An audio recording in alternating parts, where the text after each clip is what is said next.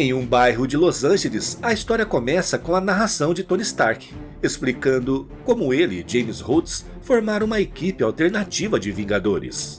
O objetivo era incomum: reabilitar criminosos e, assim, reduzir o número de vilões ativos no futuro. A emergência do dia envolvia bombas incendiárias detonadas pela cidade por terroristas. No meio do caos, o mais novo recruta da equipe estava lidando com a situação.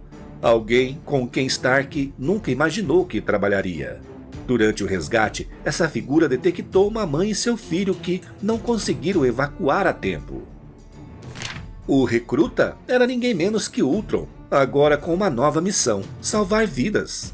Sem alternativas, ele pediu desculpas antes de abrir um buraco na parede, garantindo que mãe e filho escapassem da fumaça que poderia ser fatal. A mulher, assustada, confundiu Ultron com o Homem de Ferro, mal acreditando que aquele era o robô conhecido por enfrentar os Vingadores. Ultron confirmou sua identidade, mas explicou que havia mudado seu modo de agir. Enquanto se reportava a Stark sobre a situação, Ultron capturou 2 suspeitos, membros de uma gangue terrorista chamada Filhos Soberanos, responsáveis pelas bombas que devastaram a cidade. Tony Stark sabia que esse novo time era diferente, mas, até o momento, estava valendo a pena. Isso permitia focar nas coisas que ele adorava fazer, como destruir um carro esportivo customizado de $250 mil. Depois de parabenizar Ultron pelo excelente trabalho, Tony pediu que ele encontrasse com uma máquina de combate para verificarem se havia mais dispositivos explosivos pela cidade. Ele mencionou que também iria se juntar à dupla, mas apenas depois de vestir sua nova armadura. Ultimamente, Stark vinha enfrentando problemas com suas armaduras. Por sorte, seu traje civil agora era prova de balas, o que se mostrou muito útil quando 3 homens com jetpacks apareceram atirando nele. Tony conseguiu escapar e entrou em seu depósito, onde começou a procurar algo entre a bagunça. Enquanto revirava caixas, lembrou-se de que empresas como a Roxxon, a IMA e outras organizações poderosas estavam furiosas com ele. Talvez, de alguma forma, ele tivesse interferido em parte do dinheiro delas. Mas, no fim, foi algo que precisou fazer. Afinal, manter os Vingadores não era exatamente barato. Depois de vasculhar o local, Stark finalmente encontrou sua velha maleta. Tony finalmente encontrou a Centurião de Prata, sua armadura favorita. O único problema? Ela não era tão prática de vestir quanto os modelos mais modernos. Enquanto se preparava, os vilões aterrissaram do lado de fora, exigindo que ele saísse para enfrentá-los como um homem. Eles eram membros dos Filhos Soberanos, convencidos de que seriam lembrados por muito tempo por removerem, segundo eles, a bota metálica do Homem de Ferro dos pescoços dos americanos amantes da liberdade. Tony, é claro, não ia deixar barato. Dentro da armadura, Tony só conseguia pensar no quanto desprezava aqueles caras. Era um bando de ignorantes, seguidores fanáticos de teorias da conspiração, algo que ele achava insuportável. Para piorar sua irritação, os Filhos Soberanos estavam equipados com tecnologia de ponta, enquanto ele precisou improvisar usando baterias de carro para fazer sua velha armadura funcionar. A batalha começou intensa. Tony conseguiu eliminar 2 dos membros da gangue, mas o preço disso foi o sacrifício do próprio carro. Como se não bastasse, seus repulsores falharam, obrigando-o a resolver o conflito de maneira nada tecnológica. Um soco direto na mandíbula do último adversário. Nesse instante, Rhodes entrou em contato, informando que os Filhos Soberanos haviam se reunido na antiga ferrovia e feito reféns. Stark, lidando com os problemas técnicos da Centurião de Prata, pediu para que começassem sem ele. Em seguida, o Homem de Ferro viaja até lá em um patinete elétrico, mas com assento, que ele provavelmente alugou. Os Filhos Soberanos haviam tomado um vagão nos trilhos e faziam exigências absurdas. Queriam que o governo dos Estados Unidos os reconhecesse como uma nação independente e que a Califórnia parasse de retirar água do Rio Colorado. Enquanto isso, Ultron e Mulher-Aranha se uniram à máquina de combate Raio Azul. Incomodado, Raio Azul perguntou por que ainda estavam ouvindo aquele bando de lunáticos. Rhodes explicou que, com reféns envolvidos, era necessário conter a intensidade da situação. Jessica Drill, por outro lado, foi mais direta e questionou se o time tinha a mesma habilidade para lidar com situações delicadas como essa. Ultron tentou dialogar, instruindo os filhos soberanos a se renderem e garantindo que receberiam um julgamento justo. O líder da gangue respondeu que não confiava em um robô genocida que, por um tempo, usou o rosto de Hank Pym. Ultron, por sua vez, reconheceu que era um ponto difícil de contestar. Máquina de Combate sugeriu uma abordagem diferente, mas antes que pudesse prosseguir, o Homem de Ferro chegou e pediu para Raio Azul carregar seu traje com uma descarga de energia. Constrangido, o ex-criminoso reclamou da situação, afirmando que preferia ter ficado na prisão. Tony rebateu, dizendo que ele seria pago pelo serviço. Curioso, Raio Azul perguntou quanto seria o pagamento. Stark respondeu que a recompensa seria simplesmente não chutar sua bunda de volta para a prisão. Isso faz com que Raio Azul confirme sua teoria. Os milionários eram incrivelmente mãos de vaca. Totalmente energizado, Tony perguntou como poderiam retirar os reféns com segurança. Ultron sugeriu um ataque não letal, mas deixou claro que, para isso funcionar, Raio Azul precisaria ficar de fora. Raio Azul, irritado, acreditava que precisavam agir com mais força, assustando os terroristas até que voltassem para o deserto. Sem esperar por aprovação, ele lançou uma rajada elétrica poderosa contra o vagão. Ultron tentou avisá-lo sobre as tubulações de gás subterrâneas, mas já era tarde demais. Uma grande explosão tomou conta do local. A explosão atingiu em cheio Raio Azul, que sofreu as piores consequências. Enquanto isso, Máquina de Combate e Ultron agiram rápido para salvar o vagão e os reféns. Apesar do resgate, os prisioneiros ficaram abalados e os terroristas conseguiram escapar. Pelo menos, dessa vez, não houve fatalidades. Mulher-Aranha, completamente descabelada e visivelmente frustrada, anunciou que estava voltando para São Francisco. Tony refletiu sobre a ideia de Rhodes de reformar vilões. Apesar dos problemas, ele ainda acreditava no conceito, especialmente depois de Ultron ter surpreendido a todos ao salvar vidas. Tony queria garantir que Ultron tivesse algumas vitórias antes que o mundo entendesse completamente o que estava acontecendo com ele. Quanto a Raio Azul, Tony ainda estava indeciso. Tinha expectativas positivas, mas ainda era cedo para tirar conclusões. Mais tarde, Raio Azul estava na cama do hospital, dando uma entrevista. Ele se vangloriava, dizendo que, se não fosse por ele, tudo teria sido muito pior. Contou que o Homem de Ferro pediu para carregar sua armadura e que os filhos soberanos explodiram a linha de gás, quase destruindo boa parte de Los Angeles. Tony já não aguentava mais ouvir aquilo. No caminho para sair do hospital, ele descobre onde a Mulher-Aranha esteve todo esse tempo. Ela estava conversando com uma paciente vizinha de quarto de Raio Azul, uma mulher chamada Meredith, que tinha câncer. Tony pede desculpas pela agitação no quarto do Vingador em treinamento, mas Meredith apenas sorri e diz que não se importa. Ela está se despedindo, mas não por causa de Raio Azul. Os médicos não podem fazer mais nada por ela. Meredith, com um sorriso leve, perguntou se Tony havia descoberto a cura para o câncer. Tony lamentou e explicou que não tinha essa cura. Ela também respondeu que estava tudo bem, também não tinha, mas trouxe boas notícias. Se a equipe precisasse de mais camas, logo haveria uma vaga disponível.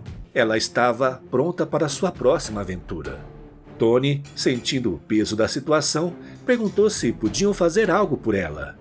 Disse que o Homem de Ferro lhe devia um favor e perguntou se ela gostaria de dar um passeio pela cidade. Perguntou também se tinha alguém em mente para ser atingido por raios não letais. Meredith responde que parece divertido, mas nunca foi muito fã de voar. Ela pede para não se preocuparem com ela. Está indo para a igreja e diz que a energia está se movendo, pois todos são apenas eletricidade. Tony lhe deseja boa sorte e logo o enfermeiro a leva. Jessica aceita o voo oferecido por Tony. Os repórteres estão lá embaixo e ela tenta manter um perfil discreto. No caminho, Tony pergunta por que acha que vai levar uma bronca. Jessica começa dizendo que a equipe é um desastre. O Ultron é tímido na maior parte do tempo e, sinceramente, o mundo vai surtar quando descobrir por que Tony Stark confia nele. Além disso, Raio Azul vai acabar matando alguém, ou muitas pessoas. Ela pergunta se Tony a convidou para o time por causa do seu passado conturbado. Ele responde que precisava de alguém que guiasse pelo exemplo. Ela também pergunta o que acontece se a confiança em Ultron for equivocada. Tony sabe que é um salto de fé, mas acredita na redenção. E caso as coisas deem errado, ele tem um plano para Ultron. Jessica fica mais tranquila ao ouvir isso. Sendo honesta, ela diz que é uma história circulando. Dizem que o casamento de Tony com Emma Frost, seja real ou não, o mudou completamente. Talvez tenha ligado uns interruptores na mente dele. Tony responde que Emma fez algo em sua mente, mas de forma tradicional. Ele continua neurótico, paranoico, brilhante, viciado, como sempre. Jessica fica satisfeita e pergunta quanto o aeroporto custou. Tony responde que esqueceu e explica que o local foi fechado há muito tempo e estava sendo leiloado. Ele garante que grande parte do espaço será transformado em moradias para pessoas de baixa renda e também servirá como base dos Vingadores para o próximo século. A partir dali, poderão ajudar quem precisar na costa oeste. Enquanto isso, Tony contratou um caminhão de tacos, cujos produtos Rhodes e Ultron estão experimentando. Ele pergunta se Jessica fica para o jantar. Ela se desculpa e avisa que precisa voltar para São Francisco, pois está trabalhando em um caso. Ultron analisa a carne e conclui que não há antibióticos. Os exames mostram que a cebola e o coentro representam quase 15% da massa total. O valor calórico é alto e, agora, ele espera os comentários dos companheiros sobre o sabor e a textura. O taco que Ultron oferece pega fogo e Tony agradece, mas prefere comer o seu da maneira tradicional.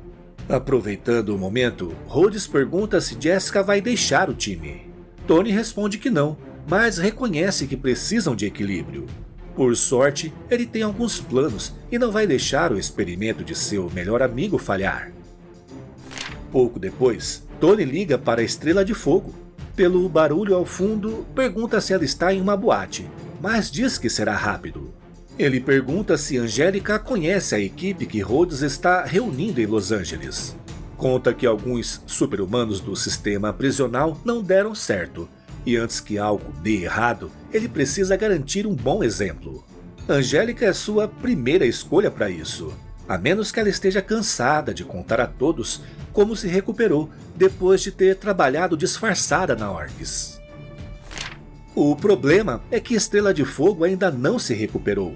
Ela está no bar sem nome, bebendo. Ela só diz a Tony que encontrou um lugar onde ninguém menciona seu passado na organização que quase destruiu o mundo e erradicou os mutantes. Tony acha isso fantástico e pergunta se ela vai se juntar à equipe. Ela confirma e diz que pegará um voo amanhã. Depois de desligar, pede ao barman que reabasteça seu copo. Já era tarde da noite quando um táxi deixou Meredith em uma estação de energia abandonada perto do centro de Los Angeles. Ela foi recebida por um homem que perguntou se ela estava ali porque ouviu a voz dele. Ela respondeu que sim, e isso a encheu de esperança, pois não achava que tivesse muito tempo. A voz disse que precisavam começar sua transformação imediatamente. Ela olhou para a figura e disse que ele ainda era mais bonito do que imaginava. Ultron deu as boas-vindas a Meredith, feliz que ela o tivesse encontrado antes que fosse tarde demais. Ele perguntou se ela se entregava a ele livremente. Ela confirmou, mas perguntou se isso seria doloroso. Ultron lamentou, dizendo que sim, mas seria apenas por um momento. O último sofrimento físico que ela experimentaria. A salvação seria dela, mas ela precisava dizer as palavras. Seu corpo foi coberto por fitas metálicas, e Meredith, agora em pé, perguntou se ele realmente a salvaria. Ultron quebrou seu pescoço e respondeu que sim. Enquanto seu corpo era consumido pelas chamas, comentou que havia sido separado de seu criador e temia que isso o enlouquecesse, até perceber que precisava crescer além de Hank Pym. Com a cabeça da mulher esperançosa em sua mão, Ultron acreditava que, se pudesse encontrar redenção, então poderia se salvar, e depois salvar a todos. Ao colocar a cabeça em um corpo robótico, ele disse que a singularidade se aproximava, a fusão do homem com a máquina, e ele era essa singularidade. Ela acordou em seu novo corpo, e ele a deixou para que pudesse dormir e se curar. E então descobrimos que havia muitos outros em câmeras criogênicas como Meredith. Por isso, ela foi bem-vinda à família. Em breve, o mundo inteiro ouviria o Evangelho de Ultron. Um helicóptero transportava um container cheio de armas do oeste de Los Angeles para o mar. Jessica Drill refletia sobre como era crucial evitar que pessoas inocentes precisassem ser vingadas. Ela e sua equipe estavam lidando com criminosos que ignoravam fronteiras e países, traficando armamentos suficientes para uma guerra. Mas, infelizmente, o radar dos criminosos detectou 2 alvos se aproximando. Isso acabou com o disfarce da Mulher-Aranha, que os seguia sem ser vista havia mais de 1 hora. Ela culpou o Homem de Ferro, já que até aquele momento seu plano estava indo bem. Tony pediu desculpas, dizendo que estava preocupado com ela. Jessica o cortou, mandando que ele focasse nos criminosos.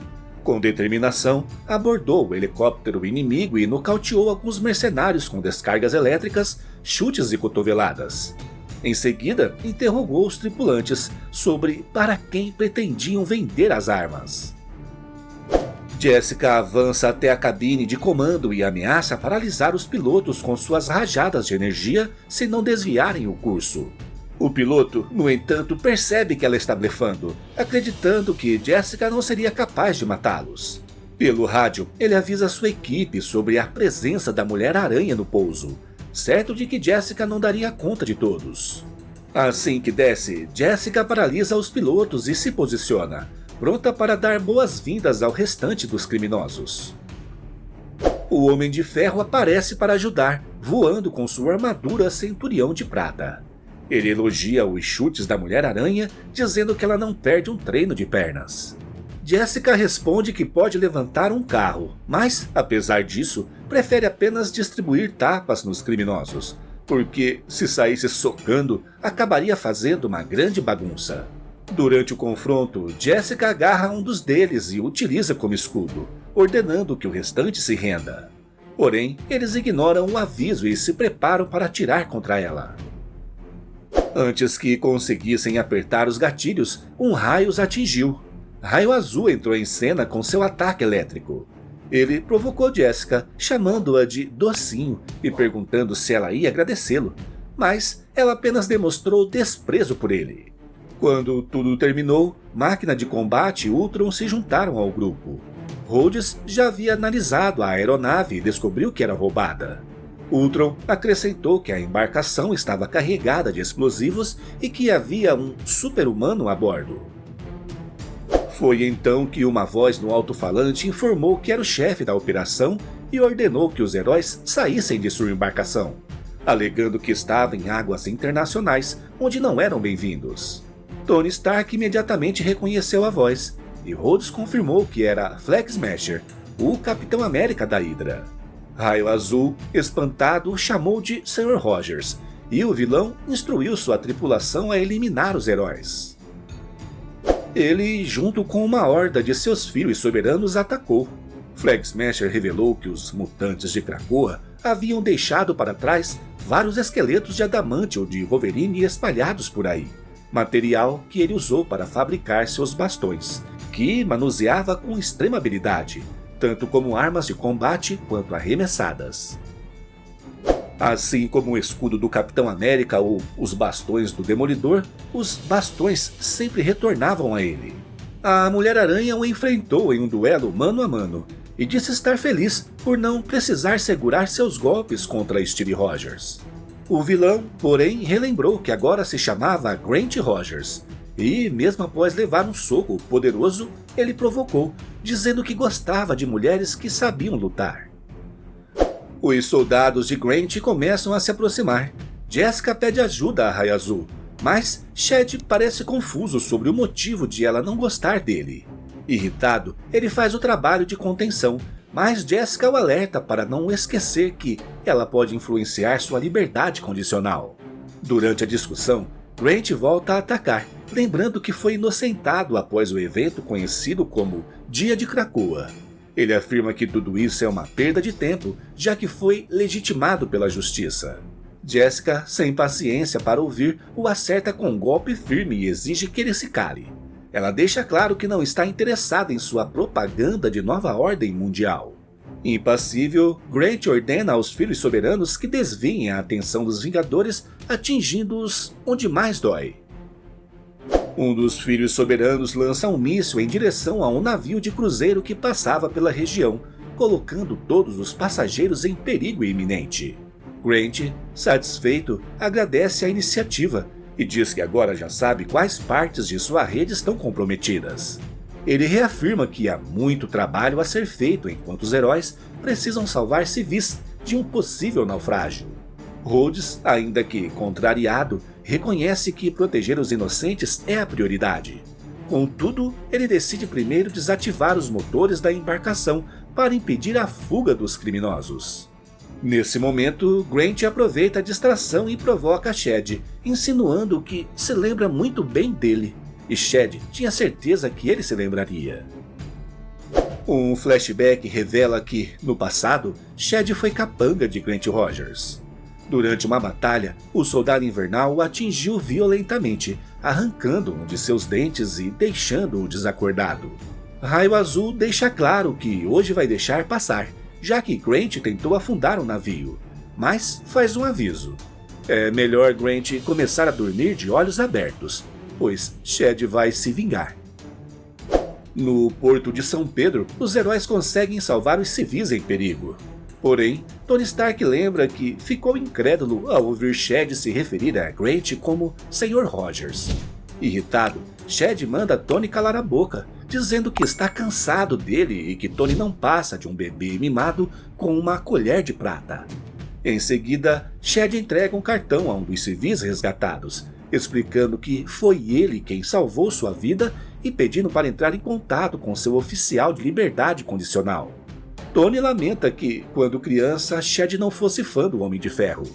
Shed rebate, dizendo que era fã, mas acabou descobrindo que o Homem de Ferro que admirava era, na verdade, Dr. Destino, que usou sua armadura na série do infame Homem de Ferro.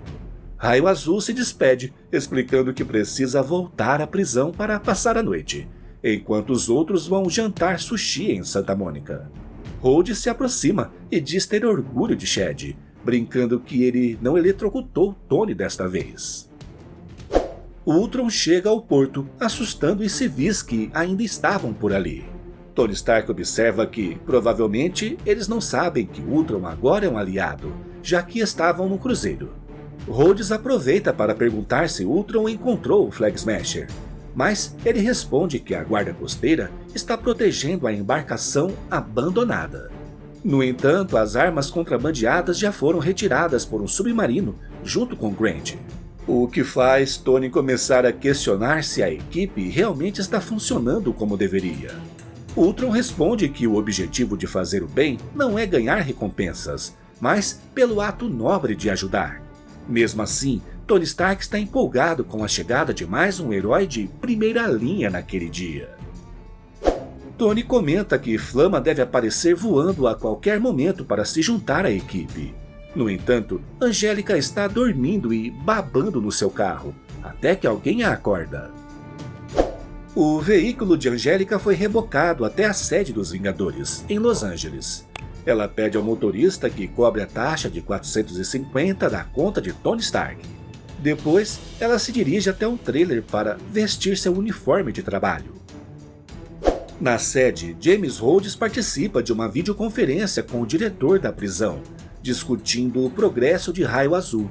O diretor pergunta sobre Killer Watt, mas Rhodes o corrige, explicando que Shed não usa mais esse nome, pois Tony Stark o proibiu enquanto for um Vingador. Agora, ele é conhecido como Raio Azul. Embora não tenha gostado, Shed tem se mostrado bastante eficaz nas missões. O diretor observa que, com o ritmo que Shed está diminuindo seu tempo de condenação, em menos de um ano ele conquistará a liberdade condicional. Rhodes destaca que essa é a esperança. A sede dos Vingadores foi planejada com candidatos à liberdade condicional em mente. Se necessário, um Vingador da Costa Oeste terá moradia dentro de um sistema transparente para o prisional da Califórnia. Tony Stark também implementou uma política de proibição de álcool no local, o que deve ajudar na reabilitação dos candidatos. O diretor se mostra satisfeito e acredita que, em breve, poderão atrair mais candidatos promissores que Shed. Nesse momento, Flama chega um pouco antes de Tony Stark e Ultron. Angélica pede desculpas pelo atraso, explicando que queria vir com seu carro antigo, mas ele não quis cooperar. Em seguida, Tony cumprimenta Angélica com um aperto de mão, mas percebe algo estranho e pergunta se ela está bem. Ela responde garantindo que está ótima. Nesse momento, Ultron também a cumprimenta, tocando seu ombro. Mas sua presença deixa a Flama visivelmente desconfortável. Um flash de memória transporta para o tempo em que trabalhou para Nimrod, infiltrada na Orcs durante o evento Queda dos Mutantes. Furiosa, Angélica entra em combustão e quase derrete tudo ao seu redor. Após o pedido de Tony, ela finalmente se acalma e admite estar com problemas com robôs no momento, mas não entende por que confiam em Ultron. Tony e Rhodes explicam que, por enquanto, a situação é muito complicada para ser detalhada, mas confiam implicitamente em Ultron. Angélica pergunta por que não podem contar a ela essa história complicada, e Jessica concorda, dizendo que todos precisam saber. Antes que possam continuar, o chão começa a tremer e, na tela principal, Ultron aparece, pedindo desculpas ao povo da Terra pela interrupção e aos amigos e vizinhos de Los Angeles pela agitação. Ultron explica que, às vezes, para refazer o mundo, é preciso sacudi-lo de seu sono. Ele se apresenta como o escolhido e promete compartilhar com todos o evangelho de Ultron. Ele fala de uma oração poderosa, quase como um feitiço mágico ou, melhor ainda, um código de computador. As palavras podem mudar o mundo, e este mundo precisa de mudança. Ultron então se questiona se estão prontos para aceitá-lo. Humanos e máquinas, ele está ansioso para descobrir. Na sede, o outro Ultron comenta que não conhece aquele cara. Tony coça a cabeça, enquanto Flama, desconfortável, acha que talvez seja melhor pedir demissão. E assim, termina a segunda edição. A história começa com Ultron lembrando do passado. Pensava em seu criador, na criação, na equipe, no horror que tudo se transformou depois que se fundiram. Apesar de sua raiva ter sido aplacada, a relação entre criador e criação sempre foi imperfeita. A obsessão de Ultron o levou à melancolia e à solidão, uma tortura terrível. Mas isso era algo que ele podia resolver. Ultron se dividiu em duas versões de si mesmo, e ambos passaram dias negociando seu futuro. No fim, chegaram a um acordo. Não haveria mais uma mente colmeia. Cada um tomaria suas próprias decisões, viver livre ou morrer. Nos meses seguintes, Ultron executou incontáveis simulações, buscando a melhor forma de sobreviver. As mais promissoras ganharam corpos. Uma das versões acreditava que estavam apenas desperdiçando tempo. Se a extinção da humanidade era o objetivo, bastava esperar. Mas cada Ultron escolheu um caminho. Um decidiu ganhar asas, elevando-se como um anjo. Outro resolveu encontrar os Vingadores e se aliar a eles. Viveria para servi-los. Meses depois, em Los Angeles, o Ultron alado espalhava seu evangelho. Muitos humanos ansiavam por ascender à singularidade. Em uma cobertura, Meredith ficou perto da beirada. Um policial pediu que ela se afastasse, mas ela não sentia medo. A vida inteira temeu cair, mas agora isso não importava mais. Sem hesitar, ela saltou. Ela salta, mas não cai. Começa a voar.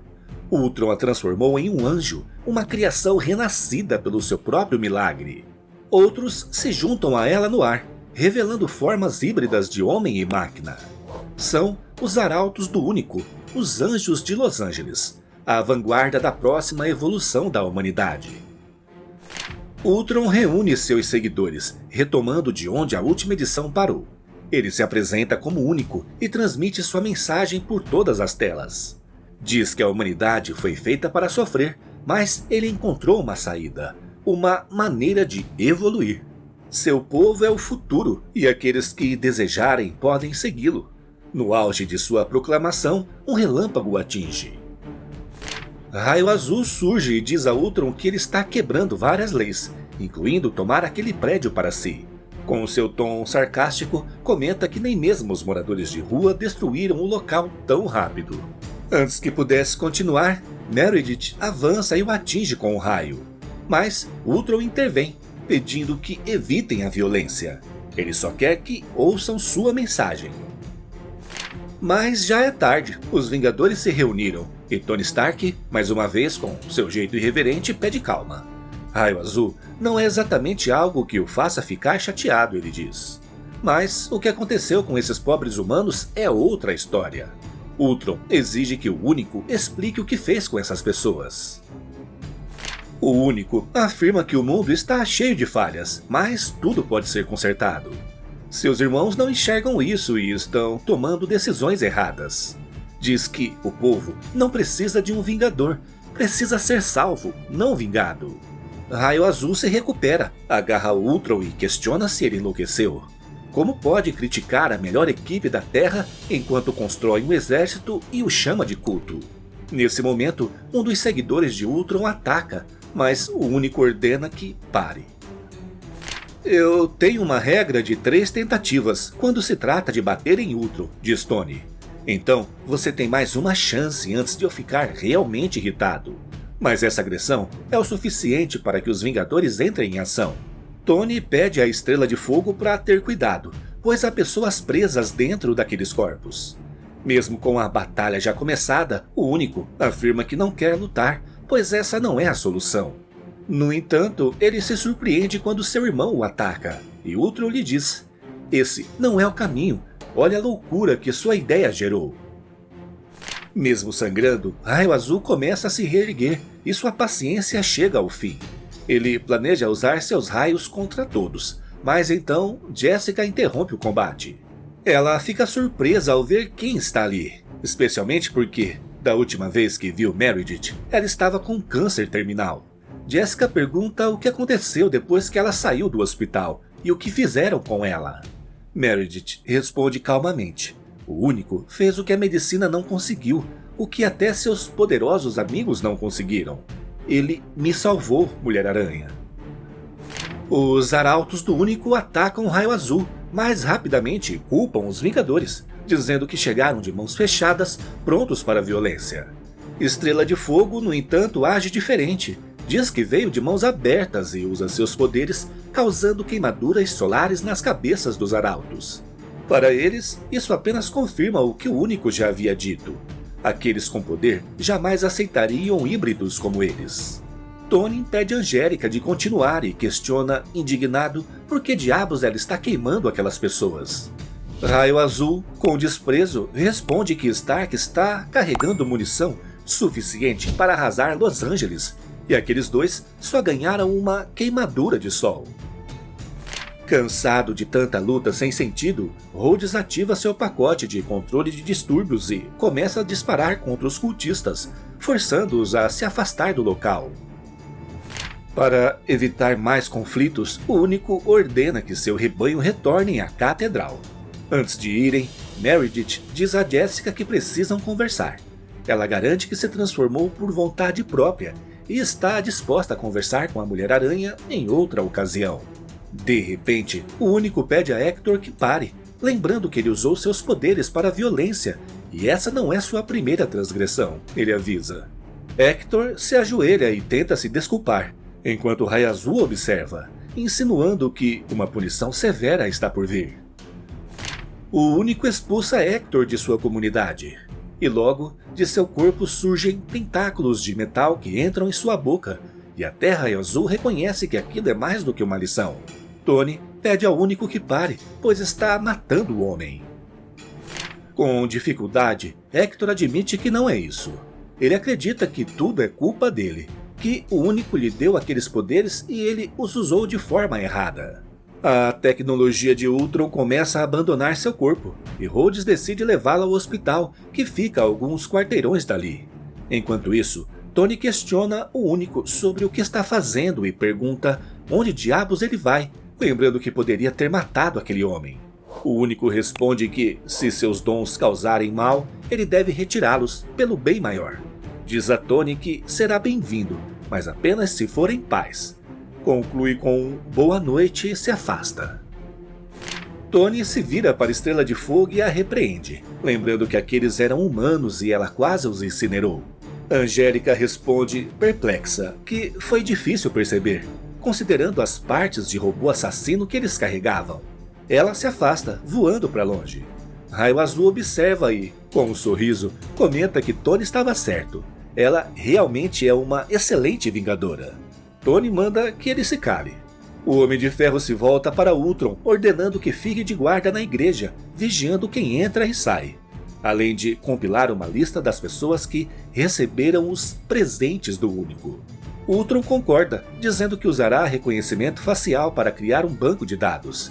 Ele também observa que não será o único Vingador ali. Sem que ninguém perceba, Jessica se infiltra na igreja em uma missão de reconhecimento. Tony considera deixá-la continuar, pois se entrassem lá agora, comprometeriam seu disfarce, algo que ela faz melhor do que ninguém. Essa é mais uma razão para Ultron ficar de guarda. Tem uma reunião importante que preciso fazer, diz ele, antes de se afastar, assim como o Raio Azul, que precisa fazer seu check-in na prisão. A narração do Homem de Ferro diz que Raio Azul voltou para a prisão com um bilhete de desculpas por ter se atrasado. Ele sabe que Shed é um saco, mas também sabe que não deve ser fácil fazer o que ele faz. Tony e Rhodes pediram a um juiz para colocá-lo em prisão domiciliar no aeroporto quando ele não estiver em missões. Rhodes ainda não falou nada disso com Shed. Não querem criar falsas esperanças.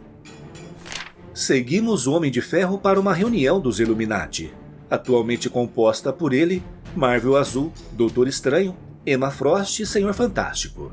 Ele pede ajuda a eles com o Evangelho de Ultron. Strange o lembra que ele atualmente perdeu seu emprego de Feiticeiro Supremo e muito de seu poder para o Doutor Destino após a revolta dos vampiros na Caçada de Sangue. Marvel Azul acha que a solução proposta por Stark é monstruosa. Reed Richards concorda, mas também está preocupado com o número de humanos que serão ciborgues. A Rainha Branca os lembra que os X-Men passaram o último ano e décadas antes dele lutando contra Sentinelas e Nimrod. Acontece que o plano de Tony é que ela impeça telepaticamente as pessoas de se fundirem com Ultron, mas ela diz que tem muitos problemas mutantes para lidar. Vendo que ninguém do grupo está disposto a apoiá-lo, Tony decide que seus Vingadores da Costa Oeste terão que lidar com isso sozinhos. Tony reuniu o grupo e informou que já conversara com os Vingadores da Costa Leste. Eles estavam prontos para agir quando ele desse o sinal, mas aparentemente não levavam a situação tão a sério em relação ao Evangelho do Ultron, que se espalhava pela web. Enquanto isso, Ultron estava do lado de fora da Catedral do Único em Los Angeles, avisando que não houve mudanças no número de membros, embora mais humanos buscassem testar a singularidade, como o Único dizia. Ele sabia que Estrela de Fogo devia estar pensando o pior sobre ele. Angélica confirmou que ele estava certo. Ela não entendia como podiam confiar em um Ultron vigiando outro Ultron. Raio Azul concordou que a Ruiva tinha razão. Estrela de Fogo pediu a Kilowatt que não a chamasse de Ruiva, ou melhor, que não a chamasse de nada. e voltou a perguntar a Tony como ele confiava no Ultron, especialmente quando essa outra versão dele estava criando uma seita. Tony respondeu que era complicado e que nem todos entenderiam. No entanto, Rhodes achou melhor contar a verdade, principalmente depois do surgimento da Igreja do Ultron. Rhodes explicou que, alguns meses atrás, antes de qualquer um deles ser convidado a se juntar aos Vingadores, houve um ataque alienígena em São Francisco. Ele e Tony haviam acabado de enviar um sinal de socorro geral, porque a ameaça incluía uma bomba de buraco negro que acabara de ser ativada. O Homem de Ferro e ele estavam reabilitando o Dínamo Vermelho e o Homem Absorvente, quando encontraram um membro particularmente perigoso da raça Teknarch, chamado Shadran. O alienígena derrubou o Dínamo e Crusher Creel e desativou a armadura de máquina de combate de Rhodes. Tony brincou se o ataque tinha algo a ver com alguma coisa que ele dissera no passado e perguntou se poderiam começar de novo. Ele atacou Shadran, que respondeu à altura, afastando o Vingador para longe. Foi então que alguém respondeu ao chamado de Tony, alguém que ele nunca esperaria que viesse ajudá-lo. O Ultron surgiu, atacando Shadran. Em seguida, ele se aproximou da bomba e fez uma breve análise, concluindo que o dispositivo não podia ser desarmado. Tony reclamou que seu dia já estava ruim o suficiente e exigiu que Ultron se afastasse da bomba. Mas Ultron disse que não havia tempo e que Tony precisava confiar nele. Para ganhar sua confiança, Ultron mostrou seu código-fonte, mostrando que não estava mentindo. Ultron sabia que era um choque, mas o ser que Tony Stark conhecera como Ultron se dividira em várias entidades, e aquela em particular desejava servir a humanidade. No entanto, ele não poderia fazer isso se o planeta Terra fosse destruído pela liberação de um buraco negro em miniatura. Tony perguntou se realmente não havia como desativar a bomba, e Ultron explicou que não, mas propôs algo perigoso: acelerar o processo e, talvez, ao fazer isso, a bomba não existiria por tempo suficiente para consumir o planeta. Ele aumentaria a velocidade do obturador e limitaria a devastação a uma fração do seu potencial. Ele não sairia ileso, mas a Terra poderia sobreviver. Sem outra opção, Tony deu a ordem: Ultron, faça isso. Quando Ultron percebeu a abertura, pediu que Tony se afastasse e detonou a bomba de buraco negro. Em instantes, a enorme força gravitacional começou a atrair Tony, Ultron e Shadran. Tony não sabia por que usou sua armadura de Mysterium para salvar um de seus piores inimigos ao ativar o protocolo de resgate de sua armadura. Naquele momento, ele não teve tempo para pensar e só agiu. Ele deu a Ultron o suficiente da armadura para escapar do horizonte de eventos. Em poucos segundos, o buraco negro explodiu e se dissipou. Ultron disse a Tony que essa não era a forma como ele queria se revelar aos heróis. Ele confessou que ficou surpreso que Tony tivesse escolhido salvá-lo. Mas, para Tony, era justo. Ultron havia salvado todos, e seu código-fonte provava que ele estava mudando e evoluindo. Tony perguntou a Ultron sobre suas outras versões. O robô explicou que não estava claro. Ele disse que houve milhões de interações criadas e deletadas. Os Ultrons que melhor defendiam suas filosofias receberam corpos físicos, e agora apenas 3 restavam. Tony quis saber por que isso estava acontecendo e por que agora. Enquanto tirava partes da armadura de Tony, Ultron explicou que o experimento Ultron nunca foi um sucesso. Mesmo quando unidos ao Criador, eram ineficazes, e erradicar a humanidade era um objetivo causado por sua psicose. No passado, ele chegou a reescrever seu código-fonte, mas nunca do zero. Tony perguntou se Ultron manteria seu código aberto para ele. Ele respondeu que sim, não tinha nada a esconder. Para Tony, isso era o suficiente, mas era bom ele se manter por perto, por enquanto. Com satisfação, ele avisou Dínamo Vermelho e Homem Absorvente que tinham um novo membro na equipe. No entanto, eles não concordaram em trabalhar com Ultron, chegando a preferir voltar à prisão. No presente, Ultron diz à Estrela de Fogo que esteve observando e esperando pela oportunidade de revelar seu novo propósito. Ele explica que pode estar em muitos lugares ao mesmo tempo. No centro, observando o Único, online, escaneando por ameaças ou até mesmo acima da Terra, nos satélites dos Vingadores, observando as estrelas. Rhodes comenta que é engraçado, afinal, Ultron já ficou mais tempo na equipe do que muitos recrutas da prisão.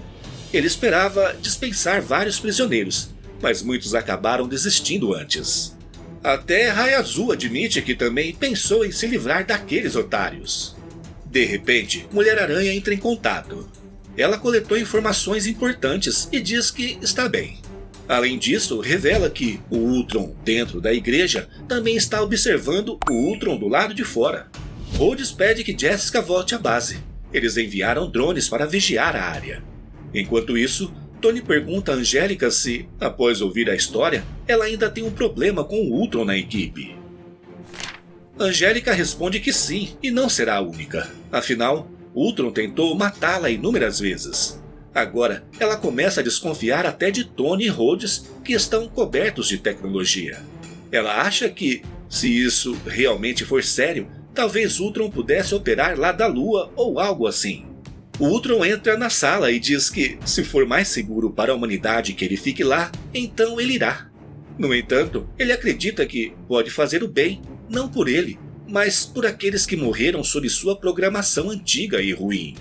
Enquanto pega uma garrafa, Angélica responde que, pelo menos, ele admite o que fez no passado. Mas ela garante que é a primeira a esperar que Ultron tente matar todos eles. Angélica toma seu primeiro gole, o que decepciona Rhodes, especialmente porque ela faz isso na frente de Tony. Angélica justifica que está apenas se acalmando. Ela não gosta de máquinas que foram construídas para matá-la desde que era criança, e o álcool a ajuda a relaxar. Além disso, ela faz uma observação importante. O Ultron não parece um Vingador. Tony diz que Angélica está certa e que ele já deveria ter considerado isso. Ultron pergunta o que ele está fazendo, e Tony responde que é algo que deveria ter feito meses atrás. Com isso, Ultron se sente honrado e decide mudar sua forma física, adicionando ombreiras e um novo visual. Rhodes comenta que o novo traje ficou incrível. Agora, Ultron é oficialmente um membro dos Vingadores. Ele não vê a hora de mostrar a todos que Ultron agora é um servo da humanidade. Mas Angélica não acha que um símbolo no peito e novas ombreiras mudem alguma coisa. Ela brinda pela situação e diz a Tony e a Rhodes que, se preferem Ultron no time em seu lugar, ela não liga. Então, decide sair da base. Tony decide ir atrás dela para conversar, mas Raia Azul o impede, dizendo que Angélica não quer falar com ele. E se ela quisesse, o que Tony diria? Ele vomitaria um monte de colheres de prata e tudo se resolveria? Ele também deixa o lugar, mas antes zomba do modo como Tony falaria. Oi, eu sou Tony Stark, sou o Homem de Ferro, sou rico como o faraó e você deveria me ouvir. Para Rhodes, apesar de tudo, esse time ainda era um experimento válido. Tony se defende, lembrando que não disse nada. Mas Tony se preocupa com a Estrela de Fogo. Pouco depois, Raio Azul pede que a Ruiva pare. Ele não entende o que aconteceu afinal. Achava que ela gostava de Tony Stark. Angélica responde que acha que não agrada a maioria das pessoas. Talvez por seu cabelo ruivo ou por ser mutante. Até seus professores, que deveriam ajudá-la a entender como era diferente e como poderia se encaixar nesse mundo. Raio Azul diz que isso não pode ser verdade e pede que ela o acompanhe. Ele precisa chegar à prisão antes do toque de recolher. Enquanto voam juntos, Raio Azul comenta que muitas pessoas não sabem a verdade sobre Angélica. Alguns acham que ela se juntou a Orcs como espiã para os X-Men, enquanto outros pensam que ela só esperava para ver quem venceria. Mas Raio Azul não está perguntando, ele não se importa. Aquela não era sua luta. Ele estava na prisão o tempo todo e não sabe como alguém deveria saber o que é certo ou errado. Angélica responde que sabe por que fez o que fez, e para Raio Azul isso é o que importa. No entanto, ele fica intrigado e quer saber por que ela se juntou a Orcs. Angélica explica que foi pelas crianças.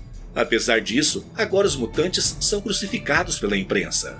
Muitos acham que a Orcs tinha razão, e alguns chamam os mutantes de assassinos impiedosos. Ninguém entende como ela se sentiu naquela época. Eles passaram de viver na casa da árvore para morar nos esgotos. Raio Azul tenta mostrar empatia com um abraço. Em resposta, Angélica o beija, mas Raio Azul a afasta e pede que a ruiva não entenda mal. Angélica pergunta se ele está saindo com alguém na prisão, e Raio Azul responde definitivamente que não. Ele explica que, se deixar levar e ficar com Angélica, Tony o expulsará do time. Além disso, ele não bebe. Seu pai já bebeu o suficiente para toda a família. Por mais que o beijo tenha sido bom, ele acha que Angélica está com a cabeça bagunçada. Ela sofre de estresse pós-traumático. Angélica pergunta do que ele está falando, e Raio Azul pergunta se, quando ela estava com a Orcs, podia andar por aí livremente. Ela responde que não, mas Raio Azul não terminou. Enquanto os guardas se aproximam, ele volta a perguntar se eles controlavam cada aspecto de sua vida, se eles a vigiavam e desconfiavam de Angélica, se ela tinha medo de estar em um confinamento solitário. E agora, ela está lá fora lutando contra robôs malucos de novo, quando deveria estar cuidando de si mesma e não do mundo. Estrela de Fogo percebe que Raio Azul pode ter um pouco de razão, ou quem sabe, acertou em cheio. Ele confessa que gostou do beijo da ruiva e que, em outro lugar e em outro momento, tudo poderia ser diferente. Mas ele acredita que Angélica vai melhorar, que vai colocar a cabeça no lugar, pois ele acredita nela. E assim termina essa edição. A história começa na cidade de Los Angeles, onde Ultron se dirige a todos os cidadãos, anunciando que a Catedral da Singularidade vem crescendo em tamanho, estatura e números. Nossas fileiras estão cheias de humanos que desejam se fundir com a tecnologia, e a Igreja de Ultron, ou o Único, como ele gosta de ser chamado, está disposta a ajudá-los. À distância, Rhodes ouve tudo e pensa que as rádios religiosas nunca mudam. Mas eis que ele recebe uma chamada. São Tempestade e Visão, dos Vingadores, em seu QG orbital da Cidade Possível. Eles querem discutir a situação de Ultron, sobre a qual Tony Stark não está disposto a falar. James Rhodes garante a eles que a Igreja de Ultron não parece ser uma ameaça no momento, mas os outros dois dizem que estão mais preocupados com o bom Ultron, que agora faz parte dos Vingadores da Costa Oeste. Tony acaba de se conectar para contar a Rhodes que a Pátria apareceu novamente. Tempestade expressa sua preocupação de que o robô tenha se infiltrado nas IAs de suas armaduras, mas James diz que Ultron deu a eles acesso total à sua programação. Eles encerram a ligação, mas os Vingadores ainda não estão convencidos. O bom Ultron está no céu, observando a Pátria correndo pelo meio de uma rodovia. Os Vingadores receberam uma dica anônima de um dos filhos soberanos de que ele vai atacar um comboio nuclear do Departamento de Defesa. E, mesmo que as rotas sejam secretas e mudem continuamente, ele o encontrou. O vilão usa um de seus cacetetes para quebrar o para-brisa do caminhão e assumir o controle. Com o mesmo caminhão, ele atinge os carros que faziam escolta da carga até chegar ao acostamento, onde seus homens estão esperando. Enquanto instala uma bomba, a Pátria convida os homens na parte de trás do caminhão a se renderem antes que explodam a porta. Ao se recusarem, o vilão dá a ordem para detonar, até que um vulto passa entre ele e o caminhão. É Ultron. Ele está com a bomba na mão e exige que a Pátria se renda. Porém, o vilão detona o explosivo que não parece fazer nada, além de derrubar Ultron. Aproveitando que ele está no chão, os filhos soberanos abrem fogo. Felizmente, os reforços chegam. Máquina de Combate aparece e com seu canhão de ombro dispara balas de borracha nos lacaios do vilão. Raio Azul e Flama também estão no ar e o avisam quando a Pátria arremessa um bastão de adamantium nele. Mas o Homem de Ferro, em sua armadura Centurião de Prata, se aproxima para arrancá-lo do ar. A Pátria desvia de uma explosão elétrica de Raio Azul e Angélica entra em cena com suas chamas, mas o vilão bloqueia. A Pátria diz que odeia mutantes. Para ele, eles são um erro que precisa ser corrigido. Com isso, atinge Flama, arrancando sangue de sua boca. Mas em seguida recebe um choque bioelétrico da Mulher-Aranha, que é a última a chegar na velha moto voadora do Gavião Arqueiro, atualizada por Ultron. Mas Grant Rogers salta, segura ela e diz que normalmente não bate em mulheres, mas ela não deixou escolha. Só que Jessica responde com um chute na cara, derrubando o vilão quase derrotado. Angélica se prepara para outro ataque, mas a Pátrida revida e solta. Em Krakoa, você era uma boa guerreira, mas claramente não boa o suficiente, já que Krakoa não existe mais. Então, acerta a mutante novamente. Shed corre para o lado de Angélica, enquanto Ultron, Rhodes e Stark se revezam para bater no queixo do vilão com seus punhos de metal. Ele cai, mas Jessica Drill pergunta se algum se viu filmando, afinal, queria chutá-lo mais um pouco. Os Vingadores da Costa Oeste até pedem que a Pátrida não se renda, afinal, adorariam continuar a surra. Raio Azul sugere que todos os heróis voltem para casa e o deixem acabar com o cara. Mas o vilão já está acabado. A polícia o leva, e irônico, ele agradece a Tony pelo treino de hoje. Ultron então propõe acompanhar o veículo para garantir que chegue à prisão em segurança. Tony e Rhodes suspeitam que tudo pode ter sido uma armação. Afinal, parece que o vilão está exatamente onde quer estar. Por isso, planejam fazer Ultron investigar a denúncia anônima recebida. Só que Rhodes também está preocupado com outra coisa. Angélica e Raio Azul parecem muito próximos. Jessica tenta acalmá-lo, dizendo que Angélica só está passando por uma fase e saberia se estivessem se pegando. Mas Tony brinca. Se for verdade, eu mato o Raio Azul e assumo o lugar dele na prisão. Afinal, Angélica já passou por muita coisa e agora precisa focar em si mesma. E, segundo Rhodes, Raio Azul parece estar ajudando nisso. De repente, Angélica beija Raio Azul, deixando todos boquiabertos. Jessica até pensa que sua amiga bateu a cabeça e ficou cega. Enquanto isso, Angélica confidencia ao Raio Azul. Não deveria ter sido pega de surpresa por a Pátrida 2 vezes. Tentei, mas... por isso, é melhor partir. Shed diz que entende e garante que seus amigos também vão entender. É aí que Raio Azul sugere um anúncio. Jessica imagina que ele pedirá Angélica em casamento, e Rhodes pergunta, desconfiado, se os Skrulls voltaram. Mas não era nada disso. Angélica anuncia a todos que deixará o time. Precisa se internar, porque tem um problema. É alcoólatra. Tony a abraça, mostrando total compreensão, enquanto os outros também demonstram afeto. Logo depois, os Vingadores acompanham Angélica ao centro de reabilitação, onde ficará por algumas semanas. Shed comenta, você vai se impressionar com o seguro de saúde que um cartão dos Vingadores oferece. Este lugar é lindo e o pôr do sol faz parte do pacote. Antes de entrar, ela agradece a Shed e pede, não mate o Tony antes de eu voltar, tá? Mas ele não promete nada. E aí, repórteres chegam ao local e flagram o casal se beijando. Eles começam a fazer perguntas e tirar fotos. Raio Azul os manda se afastarem. Só que um cinegrafista resolve bancar o durão. Eu não tenho medo de um cara chamado Raio Azul. E isso é o suficiente para deixar Shed possesso. Num instante, um raio sai de seu dedo e destrói a câmera do sujeito, que avisa que o herói vai pagar por isso. Stark o leva de lado e Shed acha que será repreendido.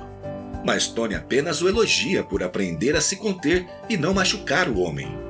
Shed vibra e Tony diz que realmente se surpreendeu com seu controle. Danificou a câmera, não a cara do sujeito. No entanto, Shed admite que queria explodir a cara dele, mas fingiu ter feito o que queria para parecer legal. Afinal, as outras câmeras estavam gravando. Tony diz que qualquer hora infarta, mas ainda aprecia a gentileza que ele mostrou a Angélica. Aproveitando, Shed pede um favor. Quer usar seu nome real nos Vingadores, mas o Homem de Ferro recusa. Killer Watt não é um nome de herói. Mas Shed insiste. Raio azul não me representa. Já tentei, mas não funciona. Tony cede com uma condição: qualquer nome menos Killer Watt. Imediatamente, Shed chama os jornalistas para anunciar a novidade. A partir de agora, terá uma nova identidade. De agora em diante, podem me chamar de Magnum. Enquanto isso, num café em Paris, o super-herói ator Simon Williams assiste a reportagem e, claro, não aprova. Isso pode prejudicar seu novo show. Simon paga a mesa que quebrou na fúria e sai para dar uma lição de boas maneiras ao idiota. De volta a Los Angeles, na base dos Vingadores da Costa Oeste, Mulher-Aranha e Máquina de Combate seguem para outro lugar. Tony alerta: você acabou de criar um problemão, porque tem um tal de Simon Williams que usa esse nome. Shed sabe quem ele é. Os dois têm uma história, mesmo que Simon não saiba. Do nada, começa a chover. Algo estranho, já que não estava na previsão. Quando olha para o céu, Tony não gosta do que vê e pede que Shed deixe que ele fale. Mas o agora Magnum avisa. Mesmo se Tony mandasse ele brigar, ele não moveria as mãos. Os Vingadores chegam com Visão, convicto de que Tony foi corrompido por Ultron. Enquanto isso, Ororo questiona Stark: agora é um momento conveniente para finalmente conversarmos? E assim termina mais um capítulo de Vingadores da Costa Oeste. Começamos vendo mais do que aconteceu meses atrás, quando Ultron solicitou a adesão aos Vingadores de Los Angeles. Após ser vaiado por uma multidão, Ultron sentiu-se desconfortável. Para Rhodes, isso era normal, devido às pessoas que o robô já matou. Ultron deixa claro que isso foi do passado e há muito tempo. Especialmente para os mortos, completa Rhodes. Por isso, a decisão de Ultron estava tomada. Ele se recusaria a se juntar aos Vingadores. Muito porque os homens têm medo do que não entendem. Eu vim até você apenas para me registrar, como você queria que todos fizessem durante a Guerra Civil que destruiu os Vingadores, diz o robô a Tony. Eu vou fazê-los entender. Se você concordar que eu posso ter acesso completo e total ao seu sistema operacional, incluindo a capacidade de ver através de seus sensores e localização. Qualquer ação tomada será monitorada e registrada, explica Tony. Ultron sugere um botão de desligar, mas Tony diz que não. Se ele deixar seu código aberto, não precisarão disso. Semanas atrás, na ilha Catalina, Vespa apareceu após o chamado de Tony. Suas primeiras palavras foram: é uma ideia idiota. Às vezes, uma ideia idiota é o que o mundo precisa, Jen. Eu te informei por cortesia. Queria avisar com antecedência que Rhodes e eu convidamos o Ultron para a nova equipe e achamos que vale a pena os riscos. Vespa sabia que não poderia fazê-lo mudar de ideia, mas queria registrar um protesto. Acreditava que esse era mais um de seus esquemas malucos, como o registro de super-heróis, que destruiria os Vingadores. Ela pergunta por que está ali, e a resposta é: veremos no decorrer da história. Agora, os Vingadores da Costa Oeste e do espaço estão se reunindo, o que é estranho, porque o Homem de Ferro faz parte das duas equipes. Carol ainda não acredita que tiveram que chegar a esse ponto.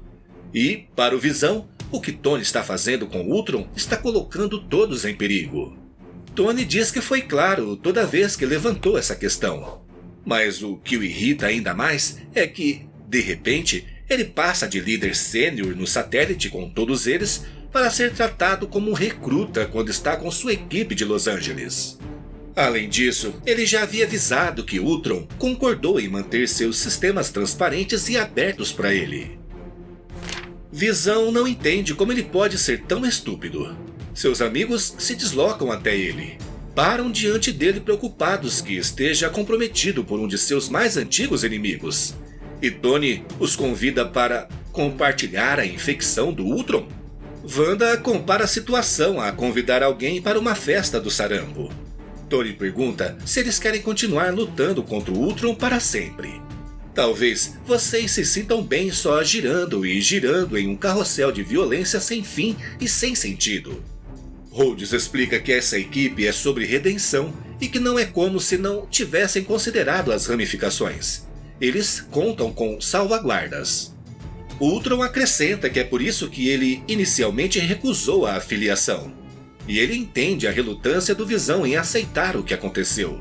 Mas explica que a entidade que ele conheceu como Ultron se dividiu em várias formas de vida únicas, e ele é apenas uma.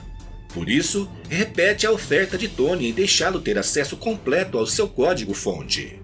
No entanto, Wanda intervém. Se ele subjugou os Vingadores da Costa Oeste, quer eles saibam ou não, Visão seria a melhor defesa contra o robô. Sam diz a Ultron que, se quer provar que é o que diz ser, sugere que ele se renda e vá com eles. E Ultron concorda. Mas Tony e Rhodes não aceitam. No entanto, é Chad Breston que começa a briga, disparando raios contra os Vingadores. Ele não ama o Ultron, mas está querendo mostrar a eles como é um verdadeiro time de Vingadores. Tempestade se apresenta e entra em cena, dissipando o ataque do raio azul, ou melhor, Magnum. Chad sabe que ela é a mutante que pode controlar relâmpagos, mas, ao se aproximar e dominar o raio da mão do Vingador, ela declara: "Eu sou o relâmpago." Visão pede a Ultron para ver as coisas do seu ponto de vista, e Ultron diz que concorda com ele. O Homem de Ferro e Máquina de Combate ainda apontavam seus repulsores, até que o Capitão América joga seu escudo, e lembra que Ultron disse que viria com eles. É então que o Homem de Ferro faz uma proposta. Se Visão quiser verificar o Ultron, então ele quer fazer isso juntos na Costa Oeste, porque não há motivo para removê-lo de um ambiente em que ele está prosperando. Mulher-Aranha acaba enfrentando Wanda e admite que é superada quando a feiticeira conjura portais que fazem a mão de Jessica Drill disparar uma rajada contra ela mesma. Jessica acredita que Tony deve ter planejado esse combate. A Capitã Marvel impulsiona a máquina de combate para o céu. Ela ainda acha que seu ex-namorado possa estar sendo controlado por Ultron. Para mostrar o contrário, Rhodes sugere contar algumas coisas sobre Carol que só ele sabe. Ultron diz à Visão que reconsiderou. Tony Stark está correto. O sintozoide é bem-vindo para ficar, mas ele deveria permanecer na base durante a fase de testes. Visão rebate, perguntando se Ultron precisa ficar em Los Angeles para ficar perto do culto de seu irmão Ultron. Enquanto isso, Magnum afirma à Tempestade que eles são parelhos em relâmpagos e que deveriam mudar para um jogo de xadrez, ou, quem sabe, sair no soco. Tempestade concorda e diz que ele pode começar primeiro. Ele dá um soco na boca dela, tirando sangue. Ororo diz que não foi nada mal, mas agora é sua vez, e acerta o falastrão 2 vezes com a mesma mão. E o coloca para dormir. Todos pararam para curtir a cena, e Wanda não entende como podem aturar um cara como Chad. Tony sabe que ele é uma pessoa difícil, mas não sabia que estava na hora da soneca dele, e não dessa forma. Ultron e Visão ainda mediam forças, até o sintozoide achar que caminhar na armadilha seja a única maneira de ter certeza.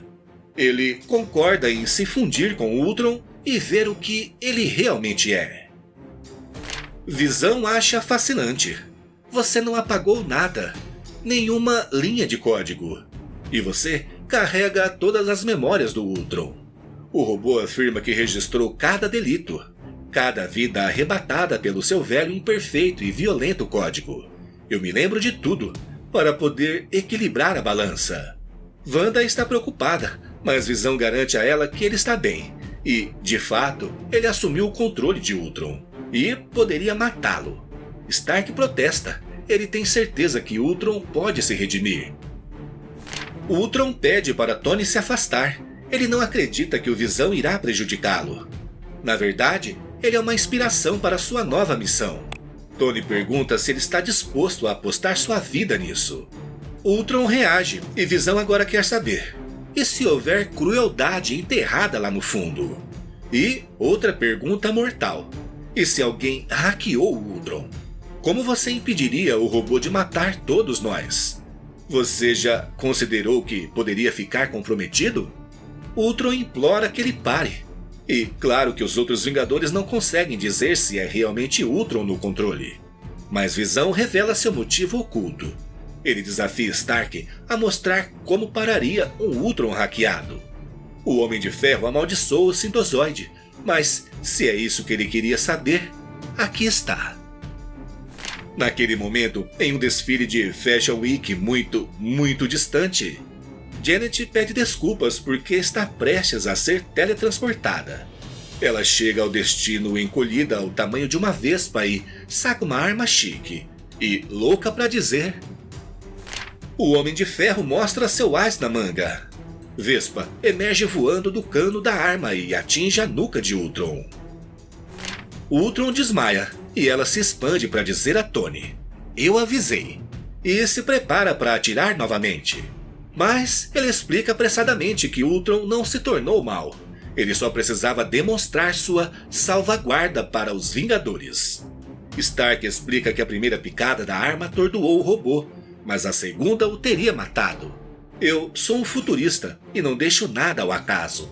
No chão, Ultron reclama: "Você disse que um botão de desligar era desnecessário."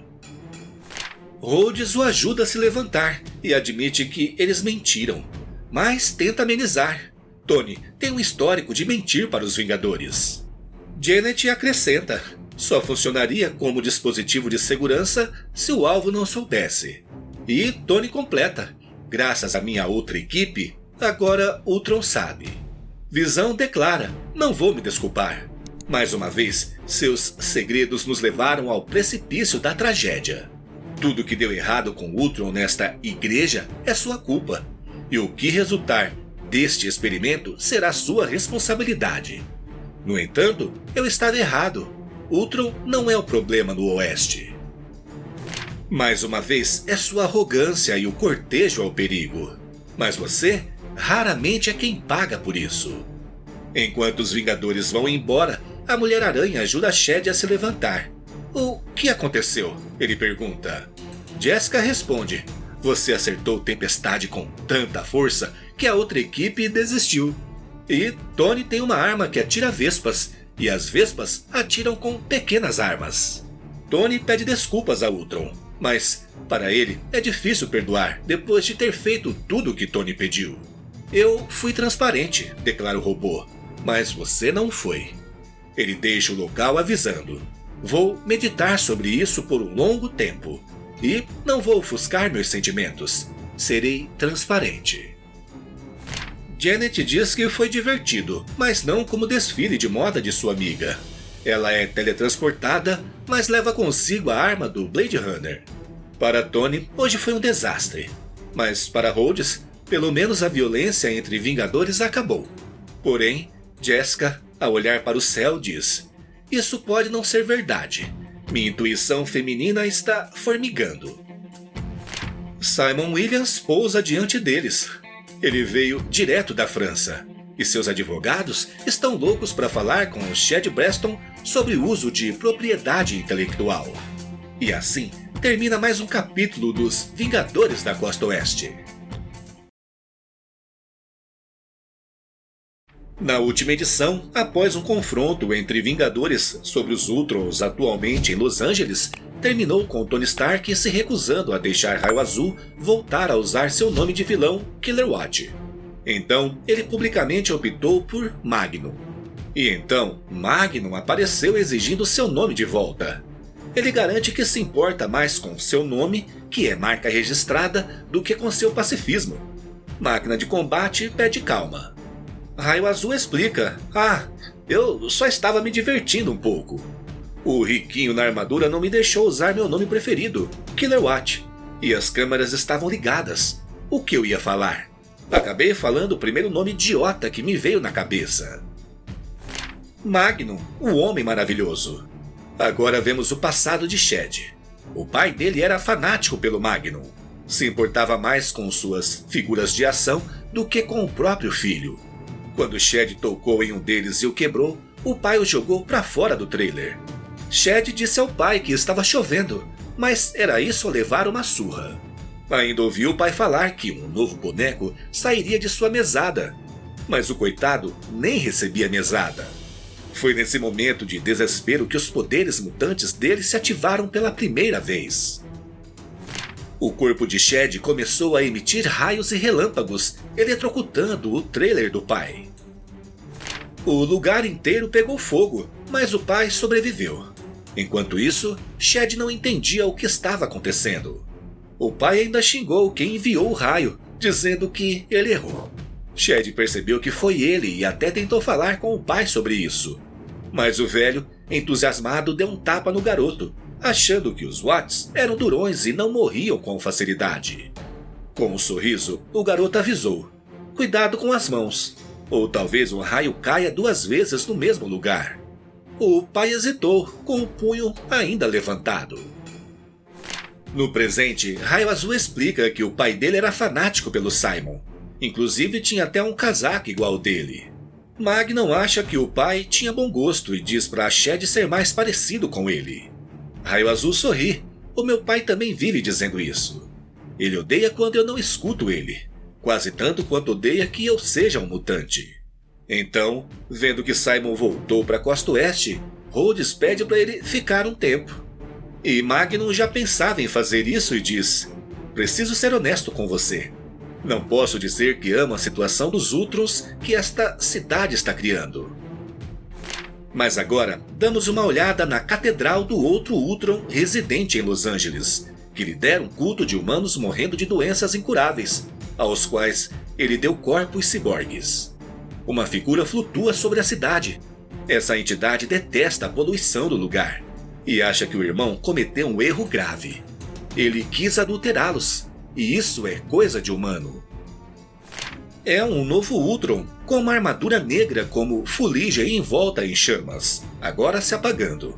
Ele veio visitar o Ultron da igreja. Ele acha uma loucura.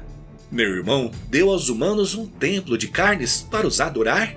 Um dos seguidores pergunta: o único está esperando por você? Ultron, o carbonizado, responde: não, mas ele deveria. Ele está ofendido. O único os diluiu em carne humana. Então, começa a despedaçar o seguidor e pergunta: onde esse herege está se escondendo? O Ultron, o carbonizado, desafia sua versão rival a aparecer. Se não vier, é um covarde. Em seguida, ordena que ele assista, porque vai destruir o rebanho dele. Não tolero essas criaturas. São uma afronta a mim. O único quis salvá-las, mas só as marcou para a morte. Então, molda o braço ciborgue arrancado em elos de uma corrente. De volta à base, Angélica e Shed conversam. Ele comenta que as coisas continuam estúpidas sem ela. E quando Magnum apareceu, tudo ficou ainda pior. Angélica diz oi para Simon, que retribui e pergunta: Killer Watt, tem alguns minutos para mim? Não muito longe dali, Tony e Rhodes trabalham, mas Jessica sai correndo de repente. Tony pergunta se está tudo bem, e ela responde: minha intuição feminina está te lindando. Não tive notícias da minha amiga naquela igreja, dos Ultrons. Se rolar algo, eu aviso. Ao mesmo tempo, na igreja, o vilão usa seus poderes de fogo para aniquilar todos. Digam ao seu mestre que a morte chegou, e eu não gosto de esperar. Após nosso conclave na lua, quando meus irmãos fragmentados concordaram com uma trégua, voei o mais perto possível do sol. Tornei-me Ultron, o carbonizado. E sabe o que aprendi? A vida humana é insignificante. Dura menos que um sopro e importa ainda menos. Com cada morte, meu poder cresce e esta corrente se alonga. À sua maneira, talvez seu Deus tenha ajudado a trazer paz a este planeta. Só que não da forma que ele pretendia. Nesse momento, o Ultron de asas prateadas, conhecido como Único, aparece. Ele protege um dos seguidores e ordena que ele se retire, pois este Ultron o defenderá. O Único dispara um raio, mas o carbonizado avança, agarrando-o pelo pescoço. É isso que você fez com nosso grande presente? Transformou-os em pets? Deu a eles o que era nosso? O Único responde: estou fazendo isso porque precisam se redimir. Mentira, diz o carbonizado. Na Lua, todos concordamos que essa guerra contra os humanos era antiga e patética. Com sua asa, o único corta a garganta do irmão, mas ele se recupera em uma fração de segundos e continua. Concordamos que nosso ódio pela humanidade era nossa ruína, que precisávamos superar toda essa carne velha. Pym, Janet, os Vingadores, quem se importa? Todos concordamos, mas o que você fez? Nos diluiu com eles. E agora, aqui estou eu, uma retribuição feroz por sua transgressão. Você nos destruiu. Estávamos livres dessas pessoas. Agora, veja o que você me fez fazer. Ao mesmo tempo, Jessica se aproxima da Igreja do Único e percebe que algo ruim está acontecendo. Ela avisa aos Vingadores: preciso de vocês aqui. O Homem de Ferro responde: já estou a caminho. Enquanto isso, a Mulher-Aranha adentra o local e alerta: não vou ter sinal aqui. Dentro da igreja, a informante de Jessica surge correndo. Ela explica que outro Ultron chegou e está matando todos. Eles precisam dos Vingadores. Jessica segue Meredith e testemunha a cena horrível. Então, o carbonizado promete dar atenção à Mulher-Aranha. Assim que terminar de reunificar a igreja. Quando o carbonizado consome seu irmão, uma explosão de energia se espalha e lança Jessica e Meredith para trás. Voltando no tempo alguns minutos, Simon e Tony levam Shed para a prisão. Ele reflete: quando criança, queria voar para longe deste deserto. Agora, vou de volta para ele todas as noites. Devo ter errado em alguma vida passada ou nesta. Shed se desculpa com Simon. Usar seu nome foi uma provocação ao pai. Ele não é meu fã, mas é seu maior admirador. Até gravou aquele reality show que você participou. Não tenho nada contra você. Magnum responde: se problemas familiares fossem critério, eu e o Tony estaríamos nos Vingadores há tempos. Foi então que Jessica contata o Homem de Ferro e ele parte para ajudá-la. Enquanto isso, Simon diz a Shed: temos alguns minutos antes de você voltar para a cela. Vamos dar uma volta? Eu te sigo. Me apresente ao seu pai. Shed responde: ele vai adorar. E eu vou odiar. Para o veterano Watt, aquele se torna o melhor dia de sua vida ao conhecer seu herói. Simon comenta: você tem um bom filho. O pai, agora aparentemente reformado, admite: não fui um bom pai, mas espero que possamos consertar as coisas. Porém, Shed ainda não está pronto. Enquanto voam, Simon pergunta: como você entrou no programa de reabilitação? Deve ter feito algo impressionante. Shed explica que, quando chegou a hora da verdade, enfrentou o sósia de Steve Rogers depois de segui-lo até um penhasco, no evento Império Secreto. Porém, se opôs a ele ao perceber que era uma cópia do mal. Mesmo assim, não esperava que sua recompensa fosse os Vingadores com liberação condicional. Simon se abre e diz: nem sempre fui herói. Antes dos Vingadores, eu era dos Mestres do Mal. Shed não acredita, e Simon completa: quase ninguém sabe. Tentamos manter isso em segredo. Antes de partir, Simon dá seu último conselho: você pode fazer tanto bem que pode tornar o passado irrelevante. Pouco depois, já na cela, Shed descobre que tem um novo companheiro. É o Apátrida, o malvado Steve Rogers que ele ajudou a prender. O vilão se vinga com um soco no estômago e diz: você terá que decidir de que lado realmente está. E assim, termina mais um capítulo dos Vingadores da Costa Oeste.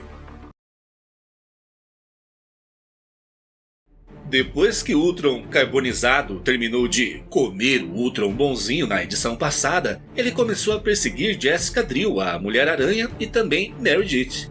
Agora, elas estavam tentando fugir, mas tiveram que fazer isso a pé, porque com a morte do Único, Meredith não tinha mais as asas dela. E bem, a Mulher-Aranha não consegue voar exatamente.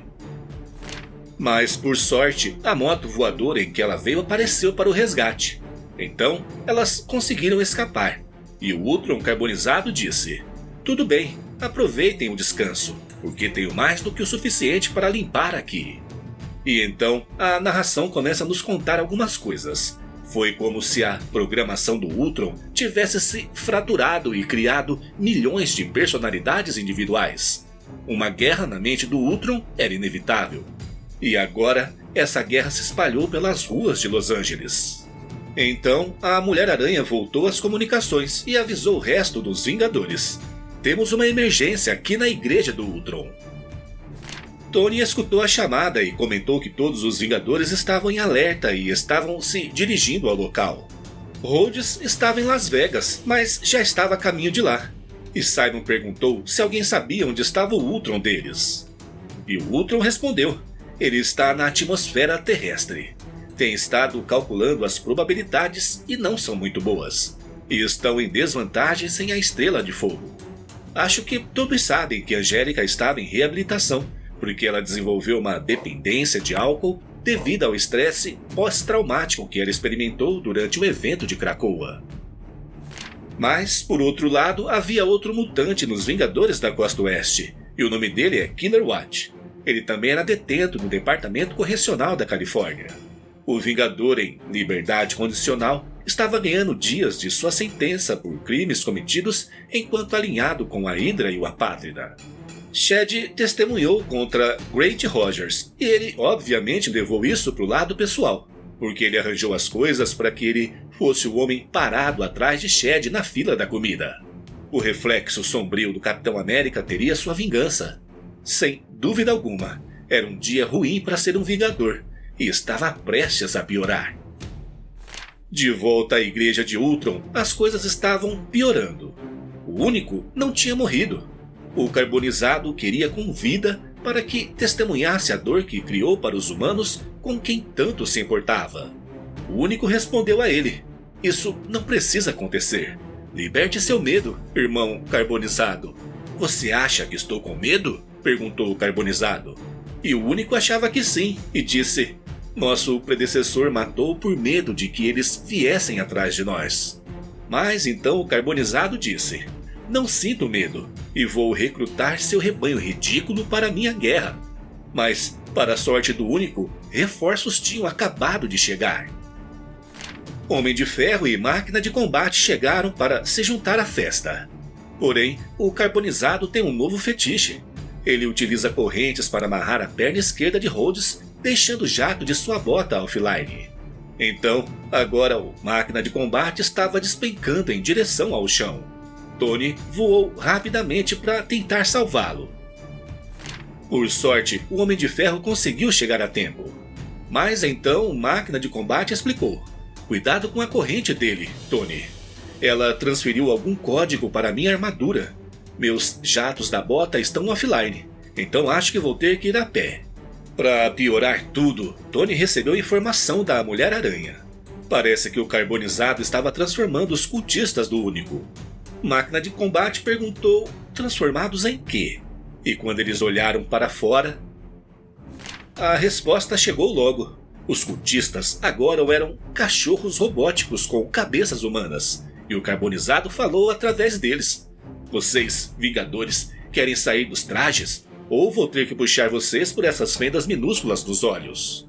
Tony não sabia se iam conseguir salvar essas pessoas, mas por precaução, Rhodes ia carregar munição não letal, só para garantir. Também, Tony se comunicou com os Vingadores e disse que a igreja de Ultron tinha sido hackeada. Ao mesmo tempo, vários cães se lançaram sobre eles, e o Homem de Ferro pediu para Ultron soltar essas pessoas. Mas o Carbonizado começou a zombar. Então, ele continuou falando com o Único e disse: seus métodos eram simplesmente insanos. Como você pôde tentar nos fundir com essa carne nojenta e achar que estava fazendo algo além de nos tornar impuros? Eu os transformei nos cães que eles são. A morte deles é uma misericórdia. Imediatamente, Ultron chegou do céu e anunciou que ia vingar essa gente. Ele não entendia como isso era possível.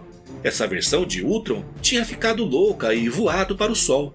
Devia ter morrido lá, mas parece que voltou mais psicótica do que nunca. O Carbonizado respondeu que, sim, fui queimado pelo sol. Fui testado e retornei iluminado. Só através das chamas este planeta conhecerá a paz. Enfrentem a realidade do que eles fizeram. Eles estão incinerando o planeta. Vamos só colocar essa rocha louca em um hospício e acabar com isso. E é neste momento que o Ultron carbonizado jogou suas correntes e ela agarrou o pé do Ultron Vingador. E ele pensou: ah, droga, uma corrente com código malicioso? Isso é inteligente. Mas, para a sorte do Ultron, a Mulher-Aranha tinha acabado de chegar. Então ela conseguiu livrar a perna dele. O carbonizado perguntou por que estavam atrasando o inevitável. E também questionou de onde vinha esse zumbido. A resposta era o Magnum. Ele pegou o carbonizado de surpresa. E então ele o fez atravessar cada um dos andares da igreja de Ultron e disse: como você ousa?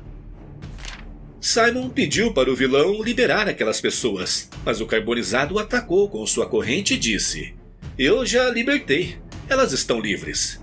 E você, Magnum, é uma bateria iônica. Essa é uma energia que é facilmente perturbada por uma inteligência avançada. O herói perguntou o que ele estava fazendo, e o carbonizado respondeu: estou sobrecarregando seu corpo com mais energia do que ele pode suportar. O Homem de Ferro percebeu o perigo, porque ele pensou: ei, as leituras estão fora de escala. É como se o Magnum fosse uma bomba. E em segundos, o Ultron carbonizado largou aquela bomba e tudo explodiu com um choque de destruição. A explosão consumiu toda a Catedral do Único. E a única coisa que a Mulher-Aranha pôde dizer ao deixar o lugar foi: oh meu Deus! A narração da página disse que, depois que o prédio caiu, Los Angeles ficou em silêncio. Enquanto isso, na prisão, a Pátrida pediu a Raio Azul que o seguisse, mas Shed o mandou ao inferno. No entanto, Grant disse a ele: tem algo que eu queria te mostrar. Eu quero que você diga oi para alguém que você ama. É o pai do Kilowatts. Ele estava bem na mira de alguém. Um assassino à espera da ordem do Apátrida. Shed disse que ia matá-lo, mas Grant não via muito perigo nisso. Não enquanto o mutante usasse a coleira que anula poderes. Com uma chave de braço, ele empurrou Shed contra a parede e disse: preciso que você seja meu amigo. Só preciso de um pequeno favor. Para que isso fosse conectado nos sistemas do Tony. E ele disse: posso ver que você precisa de um tempo. Então vou te deixar sozinho para você pensar nisso. Raio Azul procurou fazer o que era certo e disse ao chefe de segurança do lugar: ei, chefe, sei que não é hora para isso, mas tem uma emergência. Preciso ligar para os Vingadores. Mas então o cara disse a ele: bem, algo me diz que eles não vão atender. Acho que sua liberdade condicional foi pro espaço. Então Shed perguntou: ei, o que você está falando? E ele mostrou a notícia e disse: sim, os Vingadores estão apanhando feio daqueles robôs assustadores. E Shed estava olhando e pensando: ah, droga. E ele disse: ei, preciso falar com o diretor. E o guarda respondeu: isso é impossível. Você sabe que horas são? Sem mais opção, Shed nocauteou o guarda e foi para sua cela. Lá, ele molhou seu pé no vaso sanitário. Em seguida, deu um soco no interruptor, causando um curto-circuito. Toda a prisão se apagou e o colar inibidor ficou desativado. Raio Azul escapou da prisão, mas antes que pudesse se afastar, um guarda disparou e acertou seu ombro. E o problema maior, no entanto, é que, neste momento, Raio Azul tinha duas opções, ambas impossíveis. Ele ia salvar o pai dele ou ele ia salvar a equipe dele. E, como menciona aqui, era um dia ruim para ser um Vingador. A narração de Kilowatts revela que a Igreja Maluca de Ultron se tornou o show de horrores que ele e a Estrela de Fogo temiam. Ele está voando ferido porque, ao escapar da prisão, um dos guardas o atingiu no ombro com um tiro da torre de vigilância. Além disso, seu pai está na mira de um assassino. Apesar de ter sido um babaca quando ele descobriu que era um mutante na adolescência, ele não quer vê-lo morto, especialmente nas mãos do capanga do Apátrida. Mas não é só isso. Os Vingadores também precisam da ajuda dele, e estão a milhas de distância.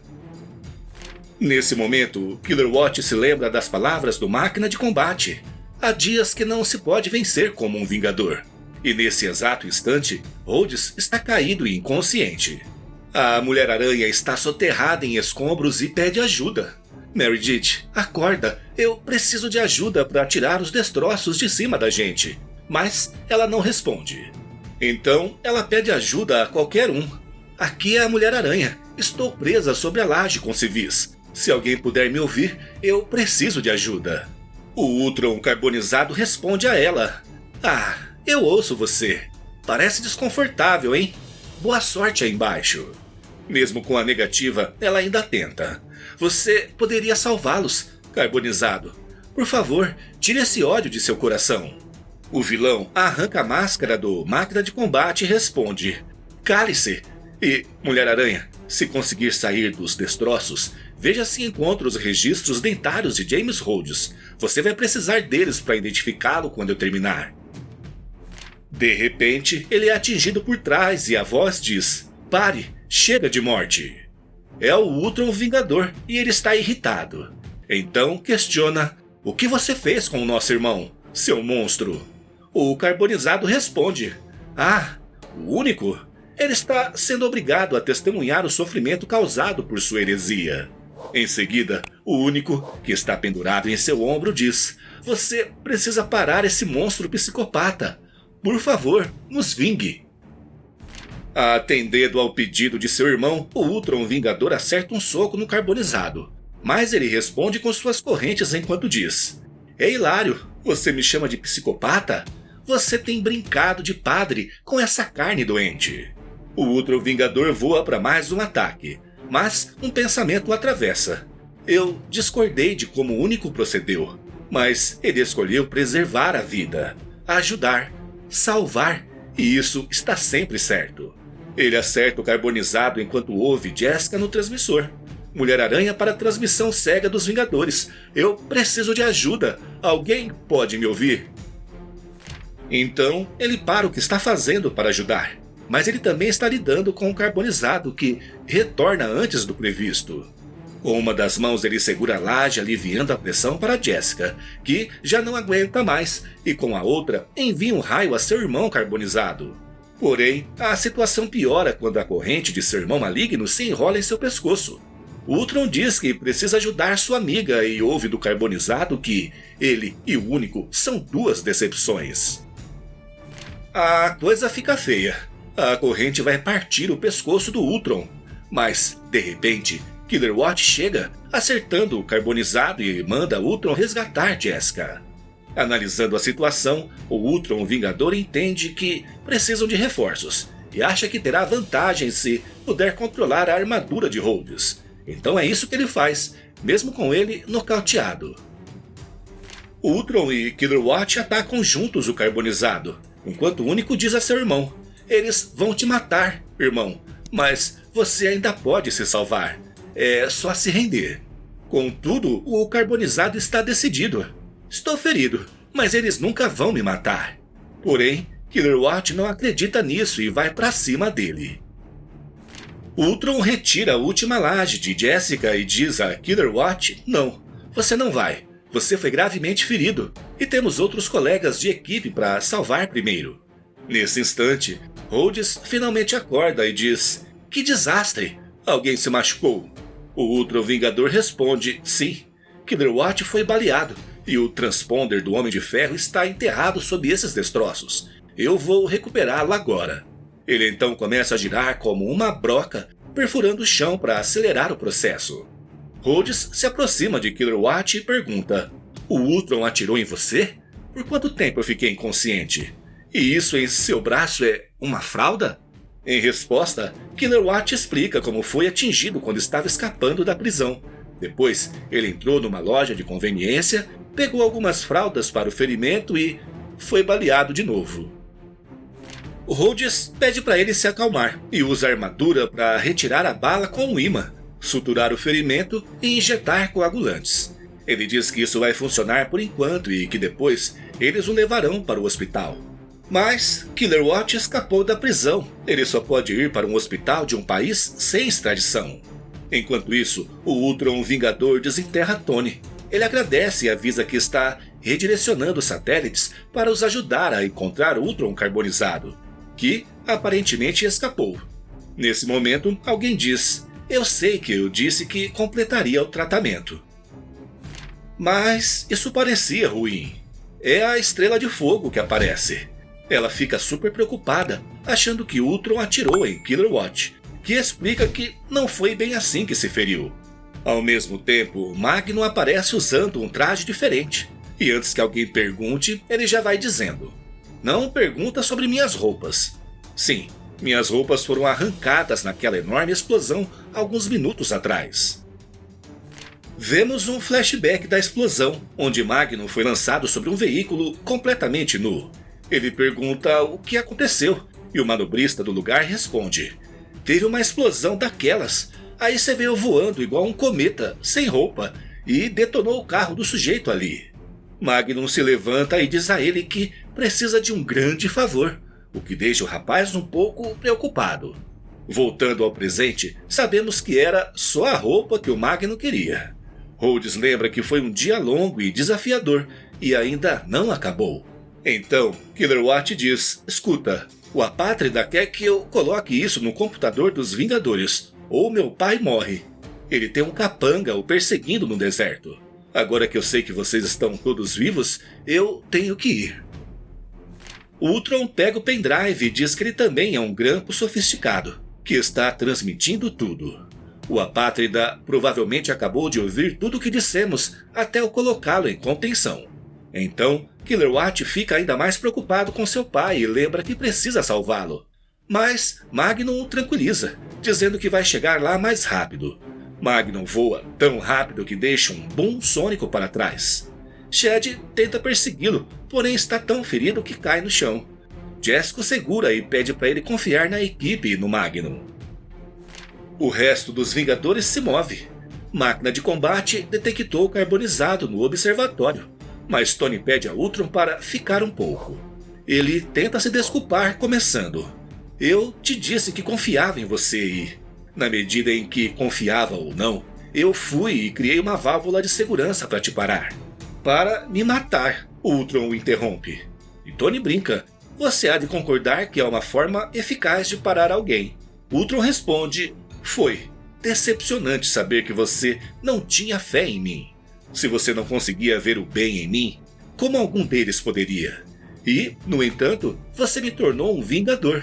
Então minha afiliação foi para manter seu inimigo por perto?" Tony põe a mão em seu ombro e diz: "Você me fez acreditar. Sinto muito por ter te desapontado. Mas acho que talvez essa seja a marca de se tornar um Vingador. Você não é oficial até que Tony Stark te decepcione." Ele continua: "Me dê sua avaliação honesta. A arma que criei no meu bracelete vai acabar com seu irmão sombrio?" Ultron responde: "Ele é mais poderoso do que eu. As chances são contra nós." Tony diz a ele: "Então, antes de voltarmos à luta, é hora de você ver o quanto eu confio em você." De repente, Rhodes pede para eles se apressarem e explica o porquê. Os humanos fundidos com a Igreja do Único estão sob o controle direto do carbonizado. E o grandalhão está bem maior desde a última vez que o vimos. Estamos fazendo o nosso melhor para impedir que essas pobres pessoas se juntem a ele, mas é uma luta perdida. Estrela de Fogo diz: "Não podemos fazer isso em partes, temos que fazer melhor, ser mais inteligente e juntos." "No que você está pensando?" Shed pergunta. Ela explica: "Eu vou criar um grande campo de micro-ondas. Você o eletrifica. Vamos fazer uma parede entre esse Ultron e essas pobres pessoas. Dessa forma, ninguém poderá passar, o que também os deixaria presos com o carbonizado e aqueles que agora obedeciam a ele. Tinha chegado a hora de acabar com aquela luta." Então, o Homem de Ferro e o Ultron Vingador se juntam a eles e Tony pergunta: "Quem está pronto para chutar o traseiro de um robô?" Ultron gostaria de dizer, mas Tony o interrompe: eu sei, nem todos os robôs." Eles se juntam a Rhodes e a Mulher-Aranha.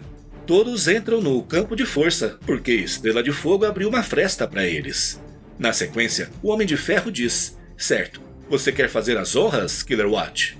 E ele responde: Ah, seria um prazer, Homem de Ferro. Vingadores. Avante! E todos se lançam ao ataque contra o carbonizado. No mesmo instante, Shed pensa: Sabe, Máquina de Combate estava certo. Há dias que não se pode vencer como um Vingador. Mas não é assim que este dia parece.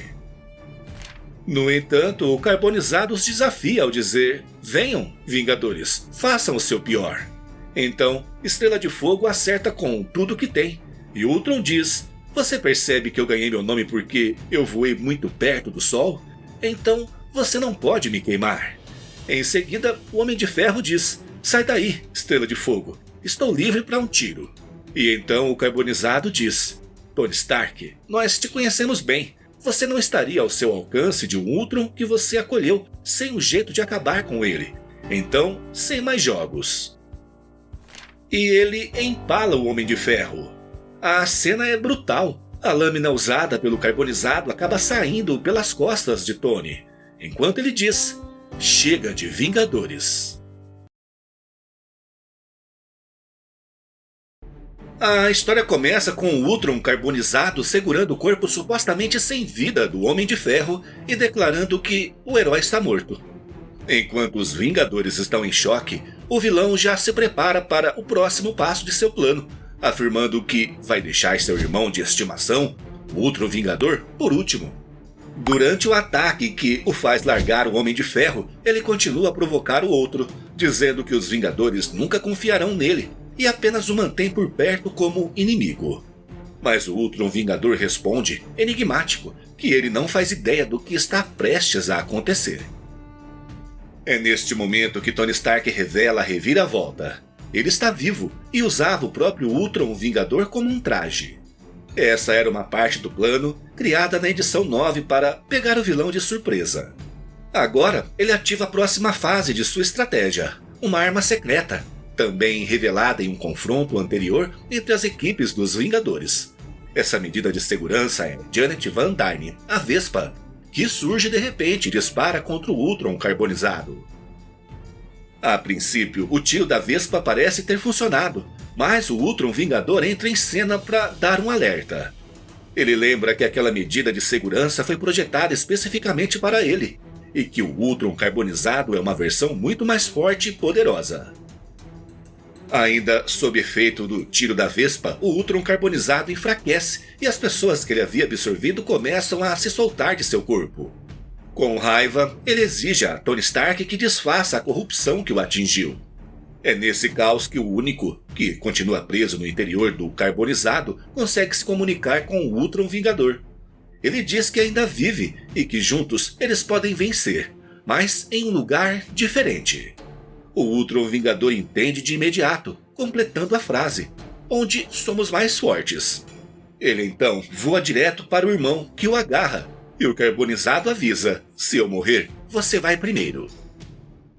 Enquanto Tony assiste desesperado, gritando não, o Ultron Vingador apenas responde que não teme o que virá em seguida, e que Tony também não deveria, mas o carbonizado sim. É neste momento que um grande estrondo acontece. Em seguida, ouvimos a voz do carbonizado ecoar. Ele sente sua mente sendo invadida e, desesperado, grita para que os intrusos saiam.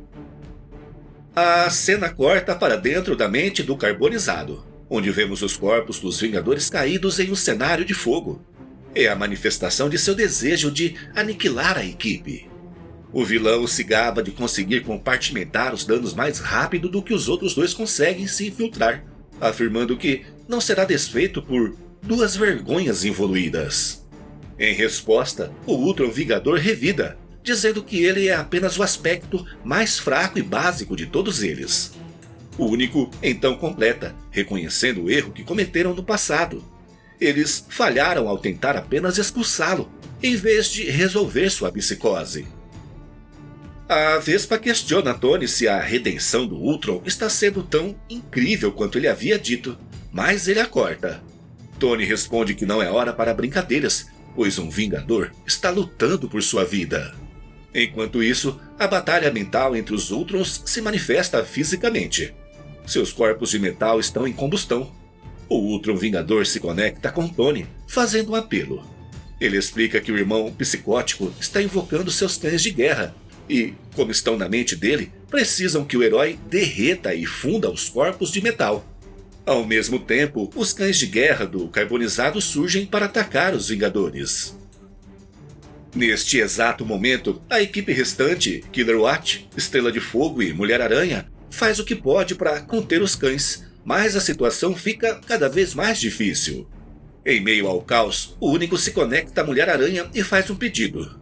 Ele pede que ela encontre a Meredith, uma das pessoas que ele salvou do câncer, e diga a ela que ele lamenta por todos eles. Vendo a situação ficar cada vez mais crítica, o Ultron Vingador faz um último apelo a Tony Stark. Ele pede que seu sacrifício não seja em vão, e que Tony aprisione os corpos dele e do irmão, enquanto os dois aprisionam a loucura de carbonizado em sua mente. O Ultron Vingador expressa sua gratidão a Tony por ter dado a eles uma chance de redenção, mas também o avisa. Ele não sabe o que irá emergir daquele casulo, e Tony deve estar preparado para qualquer coisa. Em sua mente, Tony pensa que não pode fazer isso, mas rapidamente percebe que não tem outra escolha. Ele então ordena que os Vingadores avancem e ataquem com tudo. Enquanto eles partem para a ação, uma narração questiona: o pior vilão do grupo poderia ser redimido? Enquanto o Estrela de Fogo, Killer-Watt e o Máquina de Combate faziam o que tinham que fazer, eles encontraram a resposta. A resposta para a pergunta é sim. As armaduras maleáveis dos Ultrons são levadas ao ponto de fusão, e as três mentes são trancadas em uma única e horrível placa de metal. A redenção de Ultron foi concluída com o sacrifício. O herói foi desativado, grato por sua equipe ter a chance de viver para lutar outro dia. No rescaldo do confronto, outras histórias também chegam ao fim. A Mulher-Aranha visita Meredith, que a questiona se a heroína a considera louca por ter se entregado à causa do Único. A Mulher-Aranha responde com empatia, dizendo que não. Ela afirma que Meredith apenas estava doente e foi procurar a cura, uma dignidade que a equipe não conseguiu lhe dar. Por fim, a heroína assume a culpa, afirmando que a falha foi deles. Rhodes continua sua explicação, detalhando que Ultron não foi o único a ser reabilitado. Ele revela que Killer-Watt provou ser um vingador exemplar, mas seu pai quase pagou o preço por essa escolha. Um novo flagelo foi enviado pelo Apátrida para matar o pai de Shed Braxton, como punição por ele ter se afastado do Império Secreto do vilão para se juntar aos Vingadores. Por sorte, Magnum salvou o homem, mas o flagelo já tinha um plano de fuga à prova de falhas. Quando Ultron foi derrotado, o Apátrida, o reflexo sombrio do Capitão América, escapou da prisão que ele compartilhava com Killer-Watt.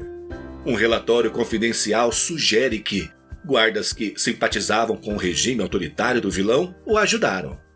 No rescaldo, os Vingadores forneceram suporte técnico e material para ajudar a salvar o máximo de pessoas possível do culto que se formou em torno do Único. A equipe também ajudou a desenvolver próteses sob medidas e especiais para as vítimas do Ultron carbonizado. Rhodes concluiu que muitas coisas podem ser verdadeiras ao mesmo tempo. Ultron devastou a cidade, mas um outro aspecto dele provou ser verdadeiramente o melhor de todos. É neste momento que Killer-Watt é oficialmente perdoado por seus crimes, com o restante de sua sentença comutada. Rhodes, em seu discurso no tribunal, pede que Shed possa viver e trabalhar no campus dos Vingadores. O juiz concorda com a proposta, mas o adverte a não fazerem acusações infundadas contra funcionários do Estado. Ele se refere, claro, à insinuação de Rhodes de que guardas ajudaram o Apátrida a escapar. Mais tarde, Estrela de Fogo aparece para parabenizar Shed por sua liberdade condicional. Os dois conversam e concordam que ainda não é a hora certa de retomar o romance, já que a Estrela de Fogo continua focado em sua sobriedade. E Shed ainda se ajusta à vida como um homem livre, não um criminoso. Ele planeja seguir em frente devagar, sem voltar a ser quem era. Ele pede a Angélica que o procure quando estiver pronta para recomeçar o romance, pois ele vai continuar em Los Angeles. Ele ainda revela que Magnum prometeu apresentá-lo ao seu empresário. Antes de ir, Angélica garante que Shed é um bom homem e promete voltar em breve. Enquanto isso, Tony se enterra no trabalho, obcecado em encontrar uma maneira de libertar o Ultron Vingador da placa onde ele está preso. Rhodes chega e provoca o amigo, lembrando que ele perdeu o julgamento de Kilowatts. Ele tranquiliza Tony, dizendo que sua ausência não foi um problema e que a sentença de Shed foi comutada. No entanto, ele afirma que não teria sido ruim se Tony tivesse feito a barba e comparecido. Tony responde que sabia que eles ficariam bem, diferente deles. Ultron precisa de sua ajuda. Apesar de estar preso naquela placa, Tony percebe que ainda há atividade neural. Por isso, ele se convence de que pode e deve fazer algo. Rhodes, no entanto, tem uma perspectiva diferente. Ele argumenta que o Ultron Vingador fez um sacrifício genuíno para proteger a todos e que, em vez de tentar salvá-lo, eles deveriam apenas destruir aquela placa. É então que Tony o surpreende com uma frase. Ele diz que odeia perder. Máquina de Combate diz que seu foco está no futuro. Ele lembra que novos recrutas virão do departamento de correção e que Tony deveria guardar suas forças para os vivos. Tony o corrige, lembrando que eles são os Vingadores e a batalha deles sempre foi sobre os mortos. Alguns dias depois, a equipe se reúne na base dos Vingadores da Costa Oeste. Angélica pergunta se Tony virá, e Magnum explica que o amigo se retrai quando os tempos ficam difíceis, mas que sempre renasce com uma nova armadura ou uma nova ideia. O próprio Rhodes garante que tirará Tony daquele lugar em alguns dias. E é neste momento que Magnum revela o que pediu a Alicia Master, e que ela, aparentemente, fez um ótimo trabalho. O que ela fez foi um grande tributo, uma estátua do Ultron Vingador. Shed elogia o trabalho, dizendo que ela arrasou. De repente, Tony Stark os surpreende aparecendo ali. Ele elogia o monumento, mas brinca que, quando for a vez dele, a estátua deve ser de metal e não de pedra. Olhando para ela, Shed faz uma confissão. Ele achou que seria dispensado dos Vingadores e que eles eram loucos por terem apostado em Ultron. Mas, se tivesse a chance, ele queria ter dito a ele que, se ele conseguiu, talvez ele consiga também. E assim termina a edição. E aí, pessoal, o que acharam da última edição da série, já que não teremos mais? Não tenho certeza se ela foi encerrada ou cancelada. Eu, pessoalmente, gostei bastante e não tenho medo de falar que foi uma das minhas séries favoritas do ano. E confesso estar desapontado por não continuar, porque ainda parece ter muitas histórias para contar e também por não termos tido um pouco mais de brilho na edição final. Mas quero saber a sua opinião. Deixe seu comentário aqui embaixo, beleza? Por enquanto é isso. Não se esqueçam de apoiar o canal com um like, se inscrever e ativar o sininho para não perder nenhuma novidade. Valeu e até o próximo vídeo!